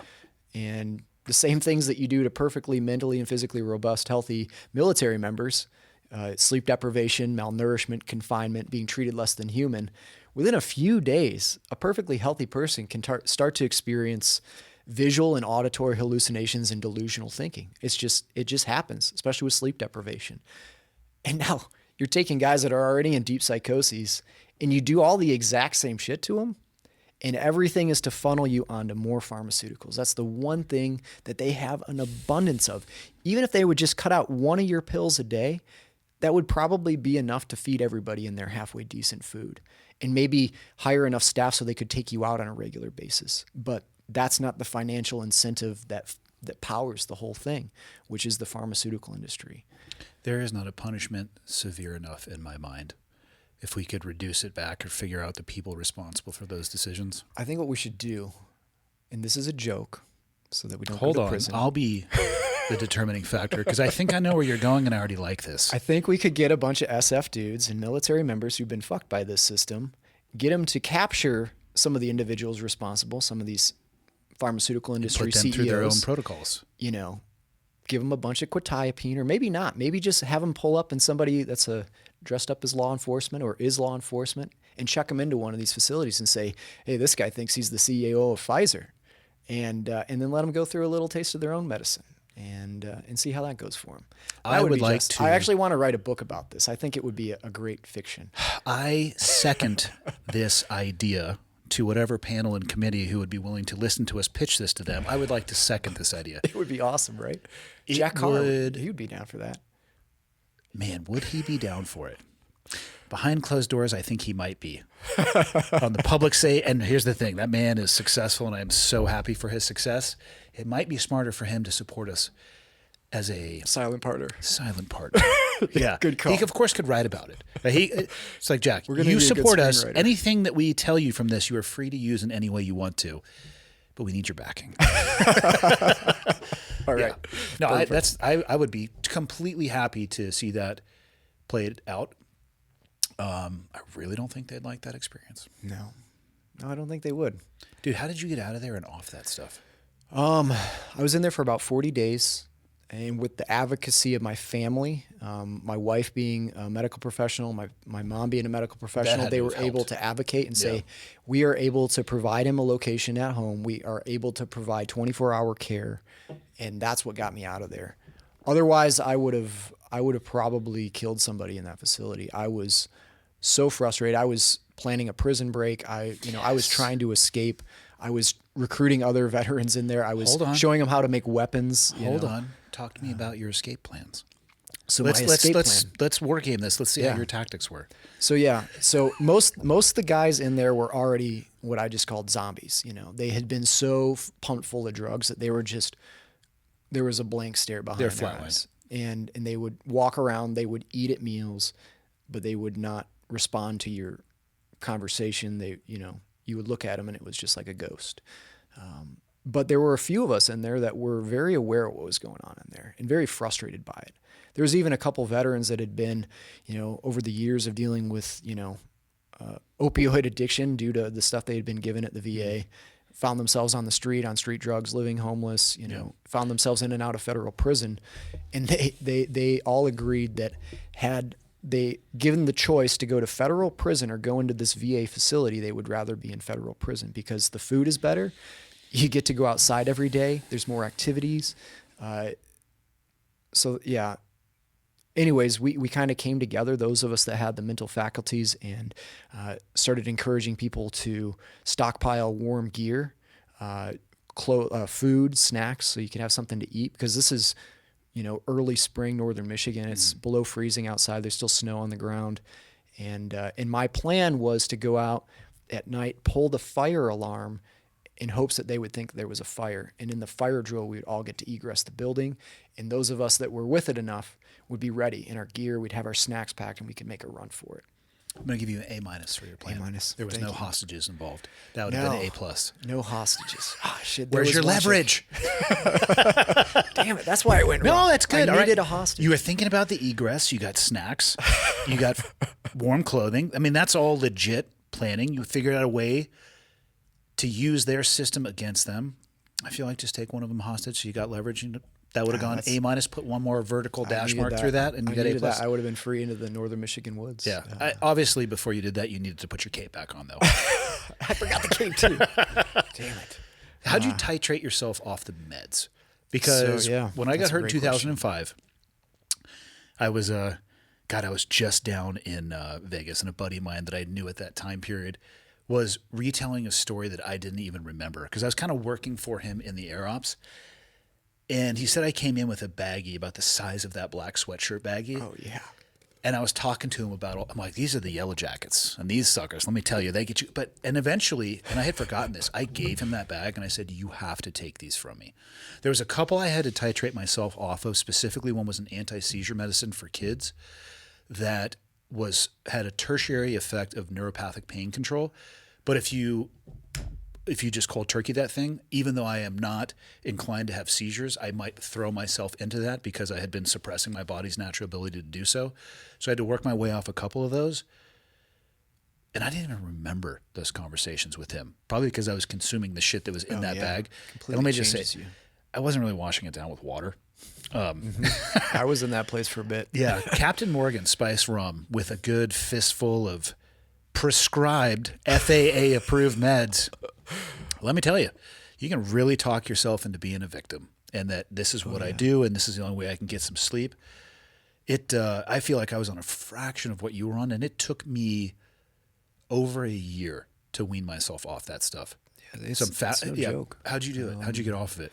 Well, with the pain meds initially, so that I could return to flying, I was in that same place. You know, I was taking all this oxy and all this other shit, and I really liked a good single malt scotch with it because it goes down really well, and then you just kind of melt into the floor, and gravity really does shift. I kind of like I thought like I could see myself just staying here. This is comfortable. I have every reason to like just give up. Like everyone's told me I'm not supposed to. Like I could just stay like this, and it was pleasant. You know, it was peaceful. It was easy. I just sit out in the sun all day and melt into the ground. But I fortunately had some good friends that kind of like grabbed me, threw me in the back of their boat, and like we're like, let's get you out of the house and do some shit. And that really kind of snapped me out of it to the point where it was like, you know, I don't really want to be that guy. I've seen where that goes, and I'm not going to do that. And so I made the decision on my own to get off the meds. When I went to the pain management folks, they're like, oh no, it's working for you. Once these medications, you know, and it was crazy. They started giving me this medication called gabapentin. That's one of the ones I was on too. And central nervous system depressant. Yeah. I was signing waivers for the dosage that I was on. Same. And the reason I knew I had to get off, I was at a gas station with my ex-wife.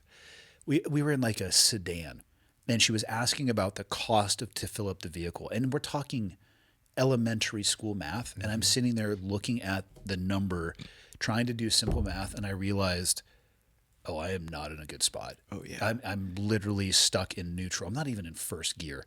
I remember that day distinctly because that was the beginning of a really, really, really long journey to get off that shit. Yeah. Yeah, I found gabapentin far more challenging to get off of than any of the opioids, which I had been given the gabapentin because they said, oh, once you're on gabapentin, you know, it's much safer than these opioids. And I had already been dosed up on the opioids real high. And then once I got on the gabapentin, they just dosed that up to the point where I had to sign waivers to go up.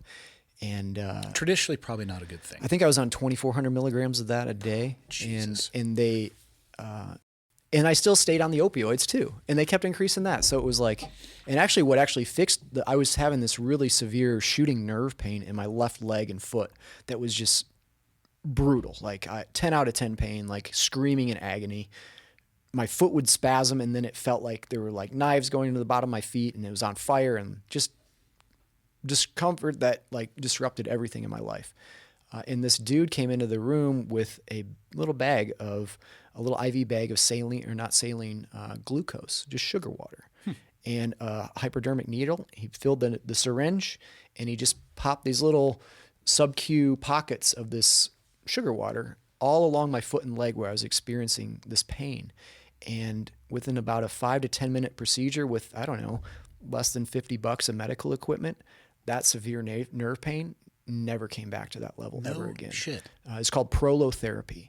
So if you're out there experiencing some sort of severe nerve pain, prolotherapy. Yeah. It was off the beaten path. I had to sign a waiver to do it. This doc was like sneaking in, like he wasn't supposed to be there. But that changed, my pain management big time. But even when I was like, I don't need the pain meds anymore, I want to wean off them, the pain management clinic's just like, well, just kind of that's the way they're trained. Just keep you on it. Actually, let's boost that a little bit. Why don't we try this one? Let's boost that. I was on over bit. a dozen medications. I was on oxycodone, OxyContin, gabapentin, amitriptyline, tramadol, trazodone, plus all this other stuff, Colaze to deal with the constipation, all this other shit. And so I just decided to do it myself. And I just did one at a time. Like first I was like, all right, let's try doing the amitriptyline. And Yeah, I would just same. I was take a breaking little stuff less, in half to break just it in try to half. reduce dosage. Yeah. Same. And I would go back, I'd dial it back a little, see how it went. And if I felt okay, the next day, let's move forward and do a little less. And so I did that individually, and I did that through the oxycodone and everything. And I got down to the gabapentin was the last one. And that one took me months and months. And that was by far the most miserable of just like feverish nausea, pain, like panic attacks. I felt like my nervous system was just on fire. But eventually just by doing that little bit by little bit and just kind of feeling how I felt. And if I needed, I would go back up a little bit. But once all that shit was out of my system, like I got like the muscle tone back in my body. I started feeling energetic again. Yeah. It was like this massive burden had been lifted off my body. I felt mentally clearer, and my recovery accelerated from that point. I don't think about it often, but occasionally I'll think back about the young man I was at that time and the volume of shit that I was taking. And it's hard to objectively sit back and realize that the truest statement is that I allowed myself to get that deep in the hole. It'd be easy for me to say somebody else dug the hole and I jumped in it, but I had my hands on the shovel on that one. It's tough to look back at how far off the tracks I consider it that I let myself get. It's a rough optic. Yeah. Yeah, I mean, I don't think the conventional medical system helps when you have a person in a lab coat with doctorate degree telling you this is the right choice. Yeah. For clarity, they weren't telling me to wash it down with Captain Morgan, though. Yeah. Yeah. That was not ever part of my script. But that is such a natural progression of that route, Now you're dealing with a mentally incapacitated version of yourself, and it just happens, like, to the best of us. Yeah. It drags you down that path very easily. It's tough to look back on. I was way, way off track of the person that I try to be. Yeah. And I'm glad you got out of it too, man. Like, I know a lot don't. I think some of it is genetic luck. I don't really have an addictive personality. Like for me, alcohol, I can turn it off for years and don't give a shit. Or I can have a good time and have a couple drinks, or occasionally drink far too much, which, but it doesn't create this long-term behavior. Mm-hmm. Opiates for me, my body processes them differently than a lot of people. My sister has the same struggle. So I never really they didn't do much other than make you constipated. They didn't really work for me for pain suppression. Mm-hmm. So you know what I mean? It never was one of my tools. So I got a little bit genetically lucky in that. Had it been something else, I could 100% see myself having gotten lost in that addictive cycle. Because I know people, and I'm sure you do too, legitimately hurt on the job. The military doctor legitimately prescribes them a pain medication for the pain that they're in, which is probably going to be an opiate. During the time that we served, probably going to be an oxy.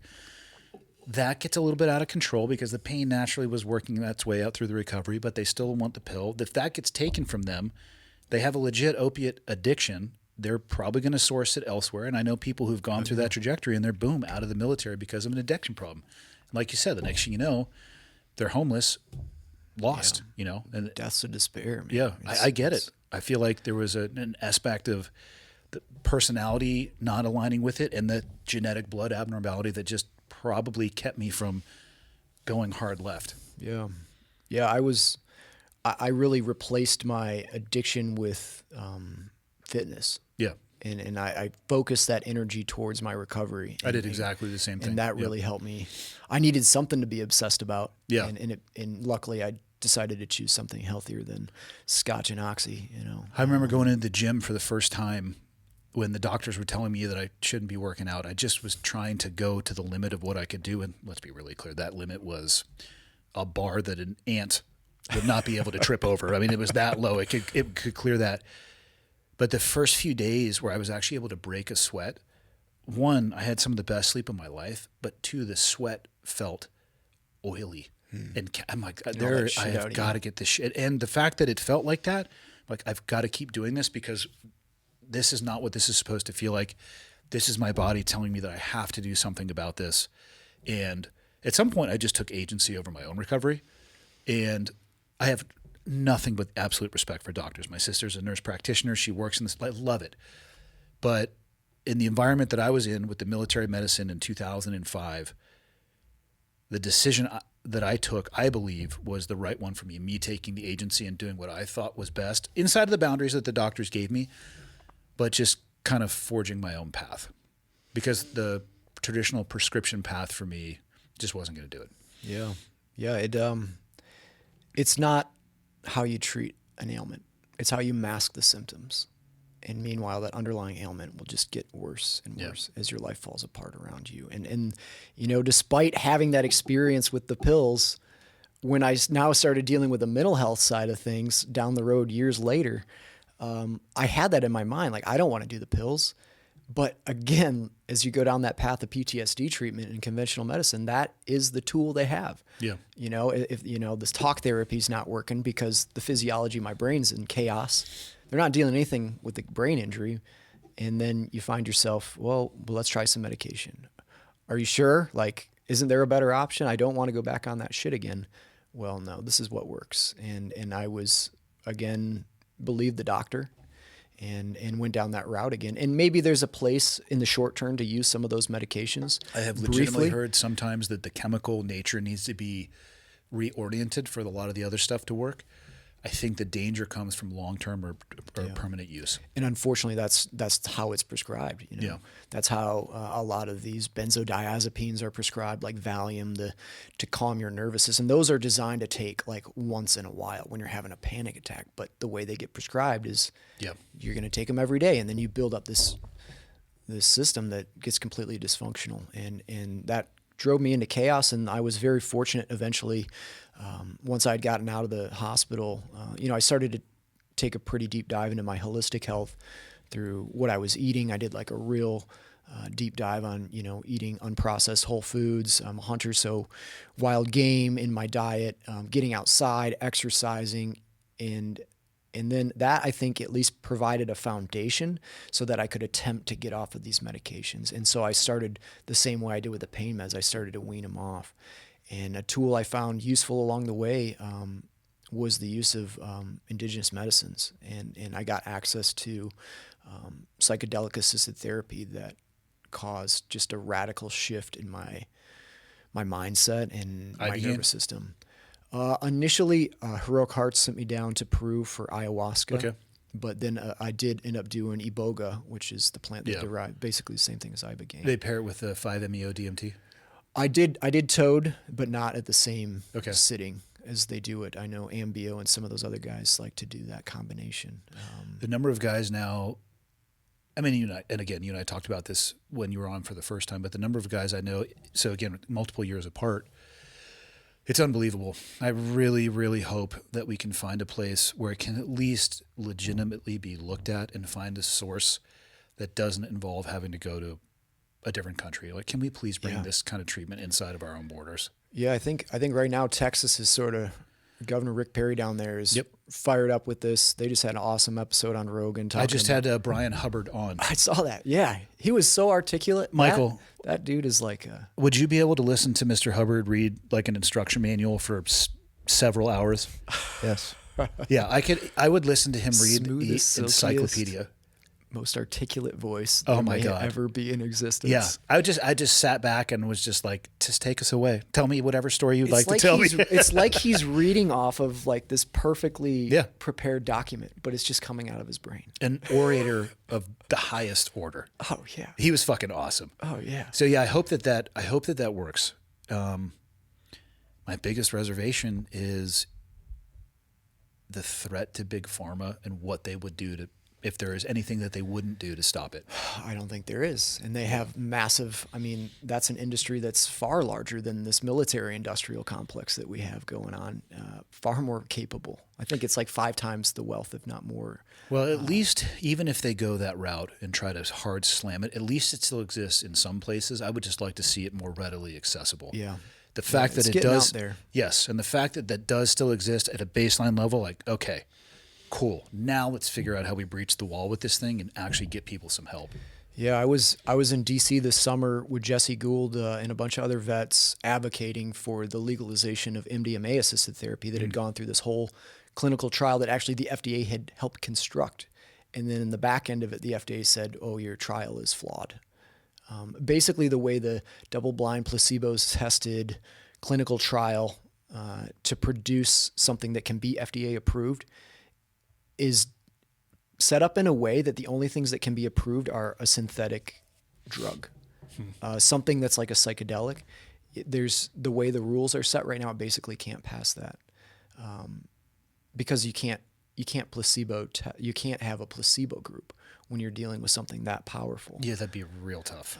And so the trial came back. The results were phenomenal. It was like 87% of participants reported drastic decreases in their PTSD symptoms. I think it was something like upwards of 70% no longer qualified to be didn't qualify as a PTSD diagnosis anymore. It was phenomenal. And this is just, I think it was just 2 sessions of MDMA in a clinical setting. It's not like you take a thing of MDMA home and you go party at a rave. It's like, but it went to an FDA vote so that they could reschedule it from a Schedule 1, which is considered no medical use, highly addictive substance, down to something different so that they could actually start providing that therapy. And when it came to the vote at the FDA, unsurprisingly, they shut it down. And they had their laundry list of bullshit reasons and all these advisors that all had ties to the pharmaceutical industry that were, recommending against it. So it was pretty transparent, but they kind of played their hand. And I think there's a lot coming, especially with Ibogaine, that I think is going to help change the... I think if people are paying attention, like if you're standing at the beach, you're like, the waters are receding. I wonder why. Well, there might be a tidal wave building. It will reach a point at some point, and I don't know what that will take, but it will be undeniable. Yeah. I just don't know how long, how much water has to recede for this to build, for it to crash over the wall. Yeah, I think it's happening. I think there's been a momentum shift, and it's kind of an exciting time to be alive. There's some crazy shit going down right now. I agree. A lot of truth coming out. I agree. How did you tie all this into a book? Yeah, so as I kind of came to and regained mental and physical function and regained health, I kind of had this calling to share my story because I realized it was kind of a wild journey, and I started to see this is not an uncommon thing.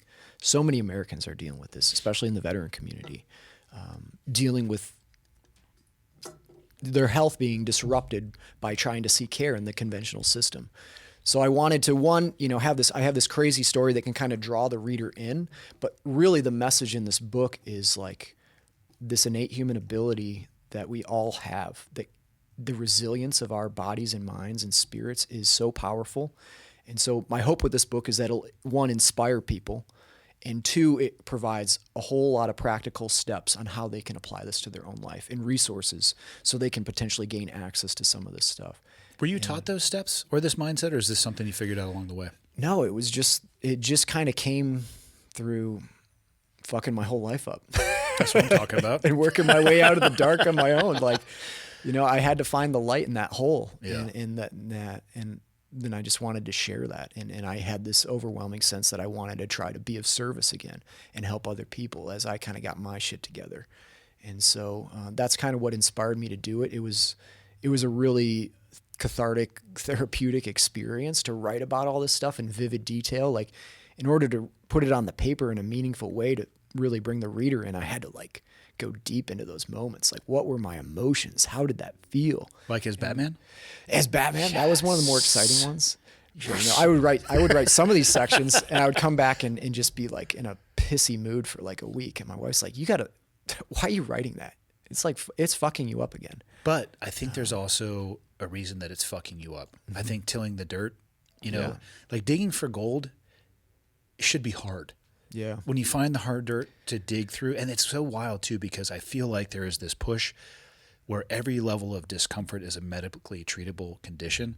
And I have found the most satisfaction in my life by pushing through hard things, not by going the other direction. Right. So if you're digging for gold and it's really shitty and you're having a hard time, maybe you found the right plot. Yeah. You know? Yeah, like the one, like I've never played a video game where when you start to encounter more bad guys, that means you're going the right way. Yeah. You know? Yeah. If there's nobody there and you're just wandering around like Okay, playing this is Zelda, do you even get that reference at all, Michael? Yeah, I know what Zelda is. What is it? It's a video game. Tell me more about it. This guy's got the sword on his Okay, back. fuck. Can't believe he had. Was there a resurgence of Zelda recently that I didn't know about? Because there's It's no still- way. It's still pretty big. Okay.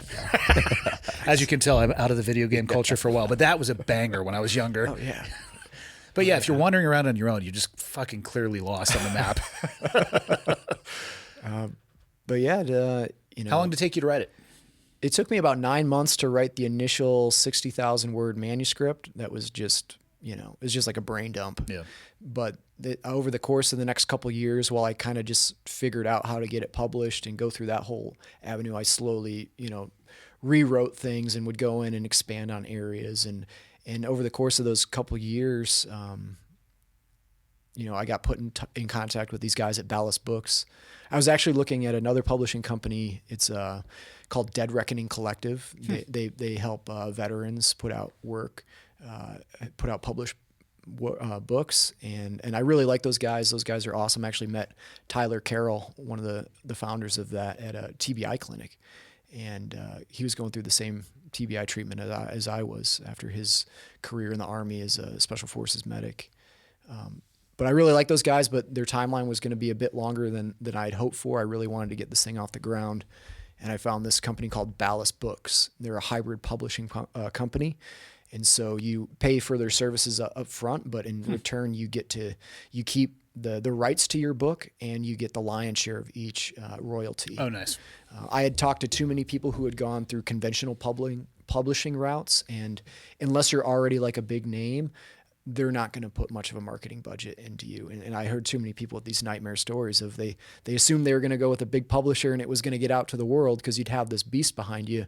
But one, they take your rights away. They keep the lion's share of anything that you make off of each book sale, and then they're probably not going to put much money in your marketing. The marketing's still going to be on you. So because of those different factors, I decided to go with this hybrid publisher, and I'm really glad I did because I think it only took.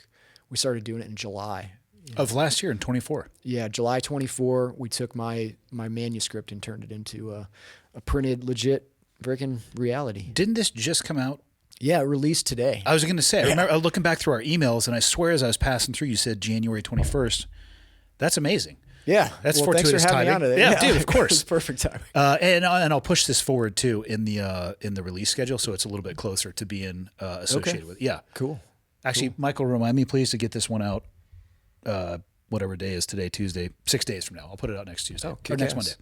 Yeah, so that'll help it, see the light of day a little more. Yeah, for sure. What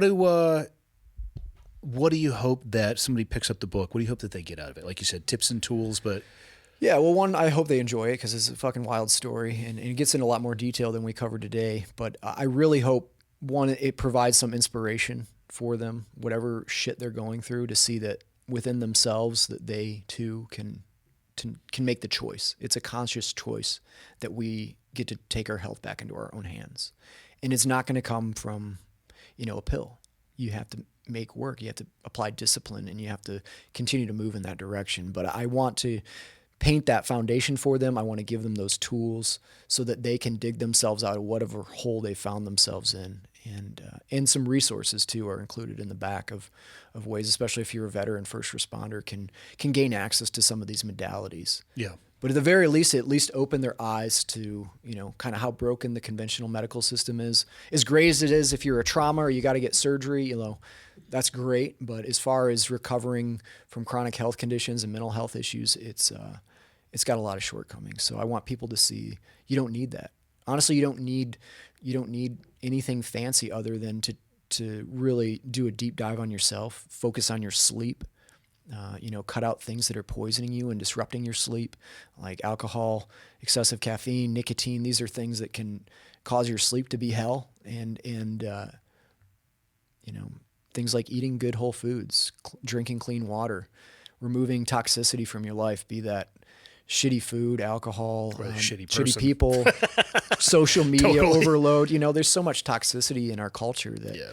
And when you can remove all that shit and start nourishing the body again and calming the mind and giving yourself some space, And the importance of just slowing the fuck down and like just taking some time for yourself. And it's not selfish. You're trying to help yourself so that you can become the best version of yourself. And then you're going to be able to help people far better than if you're just putting yourself in a hole, trying to put everything all out there, working your ass off all the time, and then find yourself in this mental health or physical health crises. You're not doing anybody any favors, especially not yourself or your family. I agree. So, yeah, a lot of themes like that. And I really hope it helps, shine a light on this sort of major problems that seem to be afflicting our society as a whole right now. I mean, naval officer, Super Hornet driver, published author. Yeah. What the hell you got next? What's Man, what's on your vision board for 2025? Well, getting to be a dad has been a big one. But you were a parent previously, right? Yeah. Okay, so Yep. you're adding to the football team? No, I got two. I got two, and my wife and I think, have decided that we don't want to be outnumbered. So Okay. we're likely sticking to two unless there's an oops. It really changes. I have 3. Oh, yeah. You go from man-on-man defense to zone, and those little fuckers know it. They Bluetooth. They're like, you go left, you go right, fullback dive up the middle, and somebody's getting through the coverage. It gets wild. Yeah, I mean, what else? I mean, Yeah, dude, you're a young man. Like, what else? What else do you have out there on your distant trajectory that you're looking for? What kind of stuff do you want to accomplish? Something that I've been doing a lot of is motivational speaking. I just kind of fell into this role about 2 years back. That'll increase, I suspect, quite a bit with the book. I hope so. Yeah. I don't have like an agent or anything or a speaking bureau. I'm hoping to maybe make that connection at some point. But I've been representing myself in almost every single event that I do. I'll get 1 or 2 jobs out of that when people hear me speak. Bureaus can be helpful, but they're going to scrape. Yeah. And I'm okay with some scraping if it helps build the consistent, speaking engagements. That's been the challenge I found, is like getting it consistently. Just make sure it's worth it. Make sure what they take is actually of value to you, that it's commensurate with the service they provide. Yeah. Yeah. I've had some agencies reach out that want money up front, and I'm like, fuck you. How about like you help me make money and you get a little of it, but no, I'm not going to give you a bunch of money up front. So speaking, I'm actually in contact with the folks down at Beyond, which is the ibogaine treatment facility kind of featured in that Brian Hubbard, Rick Perry episode of Rogan. They're interested in building a veteran program down there. And they're doing a really smart business model where they're kind of taking their for-profit program, which has been incredibly successful, and using the profits from that to create a foundation so that they can have a constant revenue stream instead of having to go out and beg people for money all the time. And so they're trying to set up a program to get more veterans, first responders, access to that program. So I'm hopefully going to help start coaching for them, maybe be down there as a facilitator at times, and help other people kind of going through the same wild journey that I went through, and kind of have this firsthand experience with. And so I'm excited for that opportunity. Maybe I built a website, so I'm considering starting some sort of like coaching. As this builds, I think the book is kind of the doorway to building a lot of these things off of it. It's a great foundation, and right, wrong, or indifferent, it creates a level of credibility that I think will help individuals and organizations. That's where I think the book, and again, I'm sure the book is fantastic. I haven't had a chance to read it because you literally handed it to me right before we sat down, but I will read it for sure. It just seems that that's one of the chips on the table that really helps get you to the table itself. Like, you have that first chip, and then a lot of these other things will help build on top of that. Yeah, absolutely. I'm really excited. This is never what I thought I'd be doing with my life, but I've found that this is like one of the most deeply satisfying routes that I've taken in my life. And it's kind of an exciting time. Personally, stuff I'm doing, I started doing jiu-jitsu. Nice. Actually, my coach, or my instructor, he went through class 261 with you. Can you apologize to him for me? No, he actually had good things to say. He said, I don't remember. I remember you put his name down. I saw hundreds of students. I don't remember him personally. Yeah, I've got a picture I can show you after, but he says hello. And he said, as soon as he corrected how you were pronouncing his name from Sheehan to Shane, it looks like Sheehan. He said that you started to like treat him like a man a little bit more. I mean, I'm always going to try to say people's names correctly. How long have you been training? Just since about August. Okay. So not very long at all. Stick I'm with a it. spazzy white belt at this point. So am I, man. It happens. Not Michael, though. He's smooth as butter. Like, I'd say partially melted butter in the microwave for 30 seconds. Very soft. Yeah. A lot of things that could be described about him in that manner. But that's some good mental health therapy, dude. man. I love it. You get to disassociate a little bit. You just think about jiu-jitsu instead of all the other bullshit in your life. Yeah. Focus there. Take a long-term approach to it. You have a few more injuries than I do. Pick your training partners well. Yeah. I'm definitely taking the let's learn good technique vice exhausting myself athletically and damaging myself. You'll pass the people who go physicality up front. Initially, they will advance faster, but then you will wave to them as you pass by.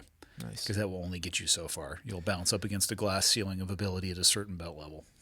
So that's It's cool. an incredible sport. I was a wrestler in high school, and I thought it was just going to be basically like wrestling, but the complexity and the art of it is next level. Pretty fun. Yeah. That means your top game is going to be good, though, too, because you understand pressure. How the fuck do you win a dogfight? I was thinking about this when you guys were talking about playing. What do you guys say? Fights on? Yeah, you got to get a valid shot. Yeah. So do you have to get behind somebody, essentially? Not necessarily, especially with the Jehemic's helmet. You can take Okay. a shot when you're not behind somebody. So when it's all super dynamic, what are you trying to? You're just trying to get to an angle where your weapon system can engage and theirs cannot. Yeah, you're trying to get whatever weapon system you have on. Maybe that's a AIM-9 mic or a Sidewinder. A heat-seeking missile gets its seeker, and you get a valid tone and take a shot. Do they largely have to be kind of in front of you? Because they don't J-hook, do they? No, we don't have that ability to like go behind your back. Yeah. But it's pretty far off bore sight. So when you guys were especially at with the beam helmet. and you call fights on, what's the move there? Because you said you guys were coming towards each other though, right? Yeah, you immediately kind of pitch in at each other. Yeah. Kind of point your noses at each other. And in that time, you're, with the helmet, you're trying to get your radar to acquire them. So maybe you can get a shot off, but within a certain distance, you can no longer like, due to training rules, they don't want you like smashing airplanes stooging into with each the other radar and like flying right at them with a gunshot. Like in real life, you would probably do that. Yeah. But for training, they put a little bit of a safety margin, For which sure. isn't much. But you're just trying to get a shot on them. You're trying to get your radar to lock on them, or your weapon, your heat-seeking seeker head to lock on them. So when you went nose low, and the reason he popped up was he just trying to get that angle on you from above, essentially, or keep you in sight? Yeah, in general, if you go nose high in the Super Hornet, it's a better move. Really? Because you get gravity helping you turn the aircraft back around a lot quicker, so you can likely get the pulling through first the shot. frickin- But I was intentionally that entire flight, I was doing a nose low maneuver because I was working on this low to high merge presentation to perfect this timing, reversal timing. So I was trying to get this low to high where I could practice when exactly I invoke the specific logic of the jet to do this sort of like super turn and get behind the other guy. That was my goal. I didn't do it the whole flight, but that was part of That's why what you were working on. That was what I was working on. And actually, as I went into this nose low, like that was something that led to that decision before I even started the fight, which was, the wrong decision. But yeah, it's super fun. It was, I can only imagine. low level flying and that were probably about the two most fun things. Did you ever start a I really fight like cast too, with like your cockpit right over the top because you were just hiding underneath them and you just rotated over the top? Give them the finger. What would happen to a naval aviator that attempted that clearly CGI move of Maverick hiding underneath and then he just rotated and was flying inverted over the top? I feel like you're going to get in trouble. Yeah, there's probably some dudes that have done it. They probably didn't talk about it. They probably had their tapes off, but That is so I much wouldn't be the answer surprised that if it's been done before. I just can't imagine fighting in a goddamn jet like that. That has got to be so much fun, man. Yeah, it was surreal. It was really, have this machine that can perform like that and all these weapons. And it was a pretty kick-ass experience as like a 20-some-year-old dude, like to be entrusted with that. And then get to the opportunity to go back to it and do it again. And I wish it could have lasted longer. And had I known about the modalities I know about now in treating brain injury, I think the military could do a way better job of proactively. Do you know Doc Kirk Parsley? I know him well. So He was the dude who would not sign my discharge physical when I was trying to get out of the Navy. no shit. Yeah. And so, which forced me to go to NICO, which is what forced my PEB, MEB process. Because he wanted you to be He medically looked at my retired. record and just said, no. Because guess what I had avoided doing my entire career? Going to medical. Yes. So my record was a you liked touch your career. thin. It was nowhere near as thick as your book. It Yeah. was maybe the table of contents. And he just looked at it as like, no. you will regret this for the rest of your life. If you do this, I'm not signing it. And I was pissed Yeah. because I had shit I wanted to do. Now I'm incredibly thankful. That's awesome. Yeah. He's an awesome advocate in that world, and I think he brought to the SEAL community what I hope happens to the strike fighter community, and as they're now starting to recognize that, flying around in a jet and pulling all these G's fucks up your brain. Yeah. And operating at that level of stress constantly too has an impact on your physiology in a negative way. And he's taken this sort of proactive approach to providing nutraceutical supplementation and lab work so he can actually see what's out of balance, and let's address it up front so that you can perform at your best. Your health can be optimized while you're in the military, and it's going to increase your longevity, which is a very worthwhile investment when you have guys that you spend millions of dollars of training, like In years. Yeah. SEALs Millions of dollars. Oh and- yeah. Experience. So I really hope that starts to become more commonplace, at least in some of those higher level jobs in the military. And I really think had I gotten a TBI program and some hyperbaric oxygen therapy while I was still in, I'd likely still be flying. I feel like military medicine has gotten better since our time, and I'm glad to hear that. They deserve it for sure. Yeah. I think there's a lot coming out of the woodwork on TBI and all this stuff now. Which is I know what I was exciting. going to ask you. Dude, tell me about your 7-continent journey. Oh yeah. Yeah, you had a 7-continental journey. Yeah. It was relatively near the same time period, too. Yeah. I had a friend, Vinny, another F-18 pilot, and he works. He has this jet aircraft management company, and he helps people that want to have a private aircraft or a corporate aircraft. He helps them, get one purchased, manage it, do all the cool tax loops for your business, and provide a pilot. And so it's this really it's called Jet HQ. So you're a wealthy person or a corporation, you want a jet, you just go talk to these guys. Turnkey solution. You don't have to worry about any of it. That's nice. And anyway, he had been put in contact with this 7X project, and they were, I think they were maybe considering them for the aircraft or whatever. But Vinny's like, "Oh, you guys are doing this? Oh, it's for mental health, for travel all 7 continents to raise awareness for PTSD and veteran suicide prevention." And he's like, "Oh, you should talk to my buddy Kegan." And so I got put in contact with Ryan Parrott, Birdman, through him. And it was just like a couple weeks out from the trip. I remember you hit me up. It was right before you guys were going to depart. I mean, like days before, but it was weeks before. Oh yeah. Did I ask you if you were going on that? No, I think you had just asked me about it because we were planning our, I'll just call it a parallel initiative as well. Yeah. So it was similar time period. Okay. Yeah. Yeah. I at first I thought maybe you were going on the same one. Yeah. And then, so I show up and it's just this rambunctious. It was like being back on detachment again, in the military. It was complete chaos, like all these different time zones, and got to go to some incredible places. Yeah. And Did you guys go back and finally hit Antarctica? Because I know. Yeah. Okay, Yeah. cool. Because you weren't able to hit it on the initial. Yeah, time through, right? due to there was all sorts of last minute changes that were kind of a debacle that Ryan managed to salvage it. Yeah. Last Not minute. the easiest place to get into. Oh, holy shit, Yeah. man! The stuff he did to make it happen was Yeah. pretty incredible. But as we the coolest part I thought was we got to go to Egypt and skydive over the pyramids. You guys did that too, right? Yeah. I was Holy going to say, shit. I was going to ask you what your favorite experience of your journey was, because mine was surreal, getting out of that plane and looking down, and I don't have the vocabulary to describe it. Yeah, And then landing near the Marriott. We landed way out in the desert somewhere. Yeah, and then we landed at a deserted golf course where they had laid out rugs and carpets for packing, and they had a coffee set up, and I'm sitting there like, what are we doing here? Yeah. Meanwhile, there was a corporate event going on right near the pyramid. I'm flying my canopy and getting ready to land. It's like, this is what's going on here.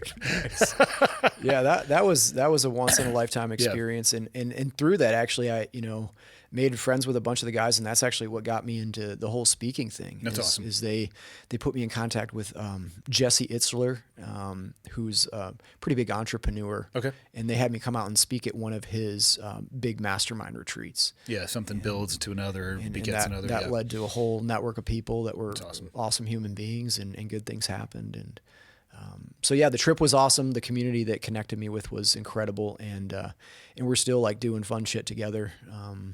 Birdman just put on this Black Ops event down in Texas in the fall. That was really fun. What's he up to?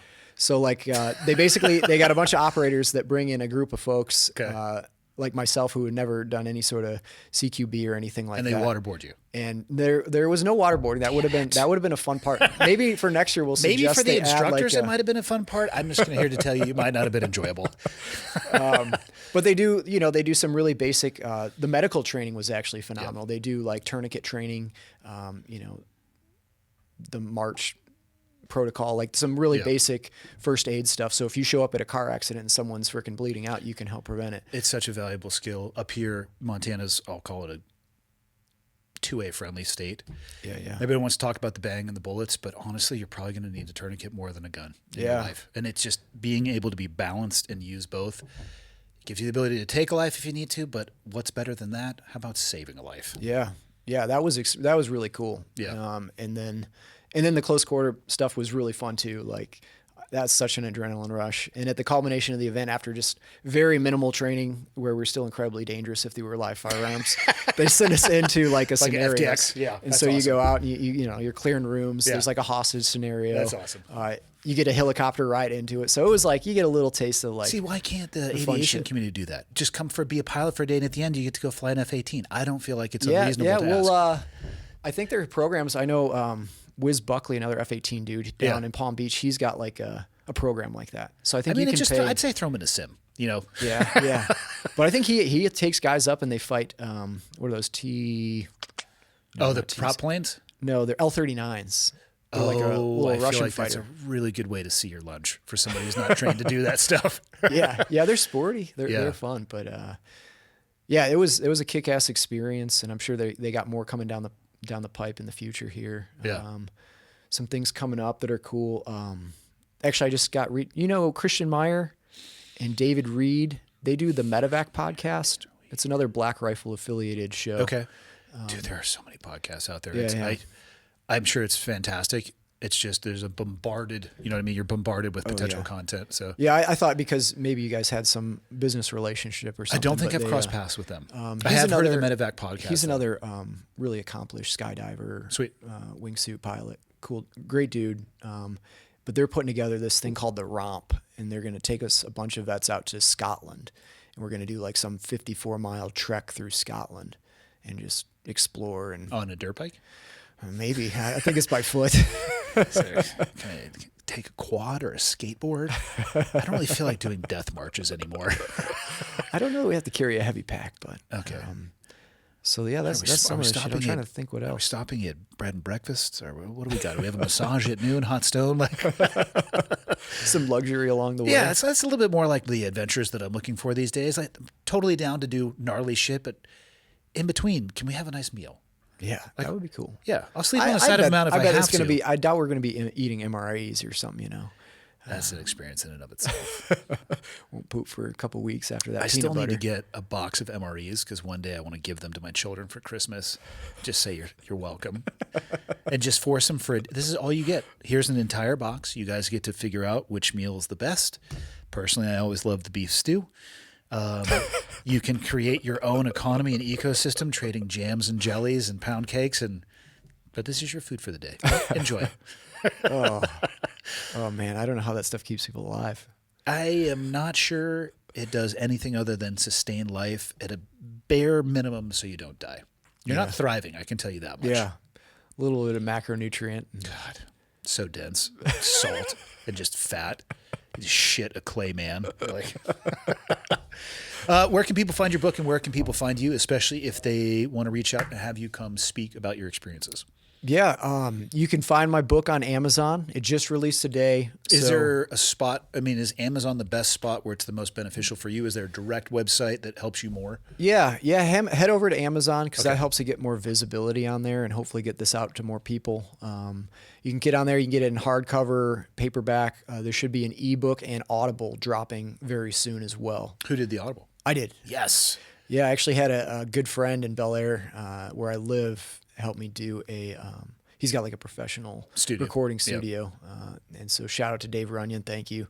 He donated a lot of his time and equipment to make that possible. But he saw the value in this story getting out to the world. But yeah, that'll be coming out. And then you can head over to my website. It's just kegangill.com, KEGANGILL.com. And you can get in touch with me there for speaking opportunities. You can learn more about my book. You can find a link on there as well. You can also find me on Instagram. I'm at Kegan Smurf Gill, and you can follow me on there. I'm on LinkedIn, just under my name too. But lots of ways to get in touch with me. The old LinkedIn. Still not sure what it's for, but I'm on there too. Yeah, I've actually gotten, I've gotten speaking gigs off of there now. That's and fantastic. people get in touch with me for good stuff. So I think the more touch points you have for people to communicate with you, if you're in that world, the better. I don't think there's any downside, because you can participate on these platforms to the degree you want. Yeah. And if people are looking for you and they can find you and reach out, beautiful. Yeah, if I wasn't doing this specific career goal, like, I would not have any of that shit. Yeah. I feel it drives me insane being on my phone or computer much, but it's for a good cause, Yeah. and kind of, yeah. Well, hell yeah, man. Thanks for making the travel out. What do you want to leave people with? Man. Don't eject at nearly the speed of sound. Not that's probably a good recommended. starter. Yeah, there's a quote I really love by Carl Jung, and it's, "In order to grow to reach the heavens, you have to have roots deep into hell."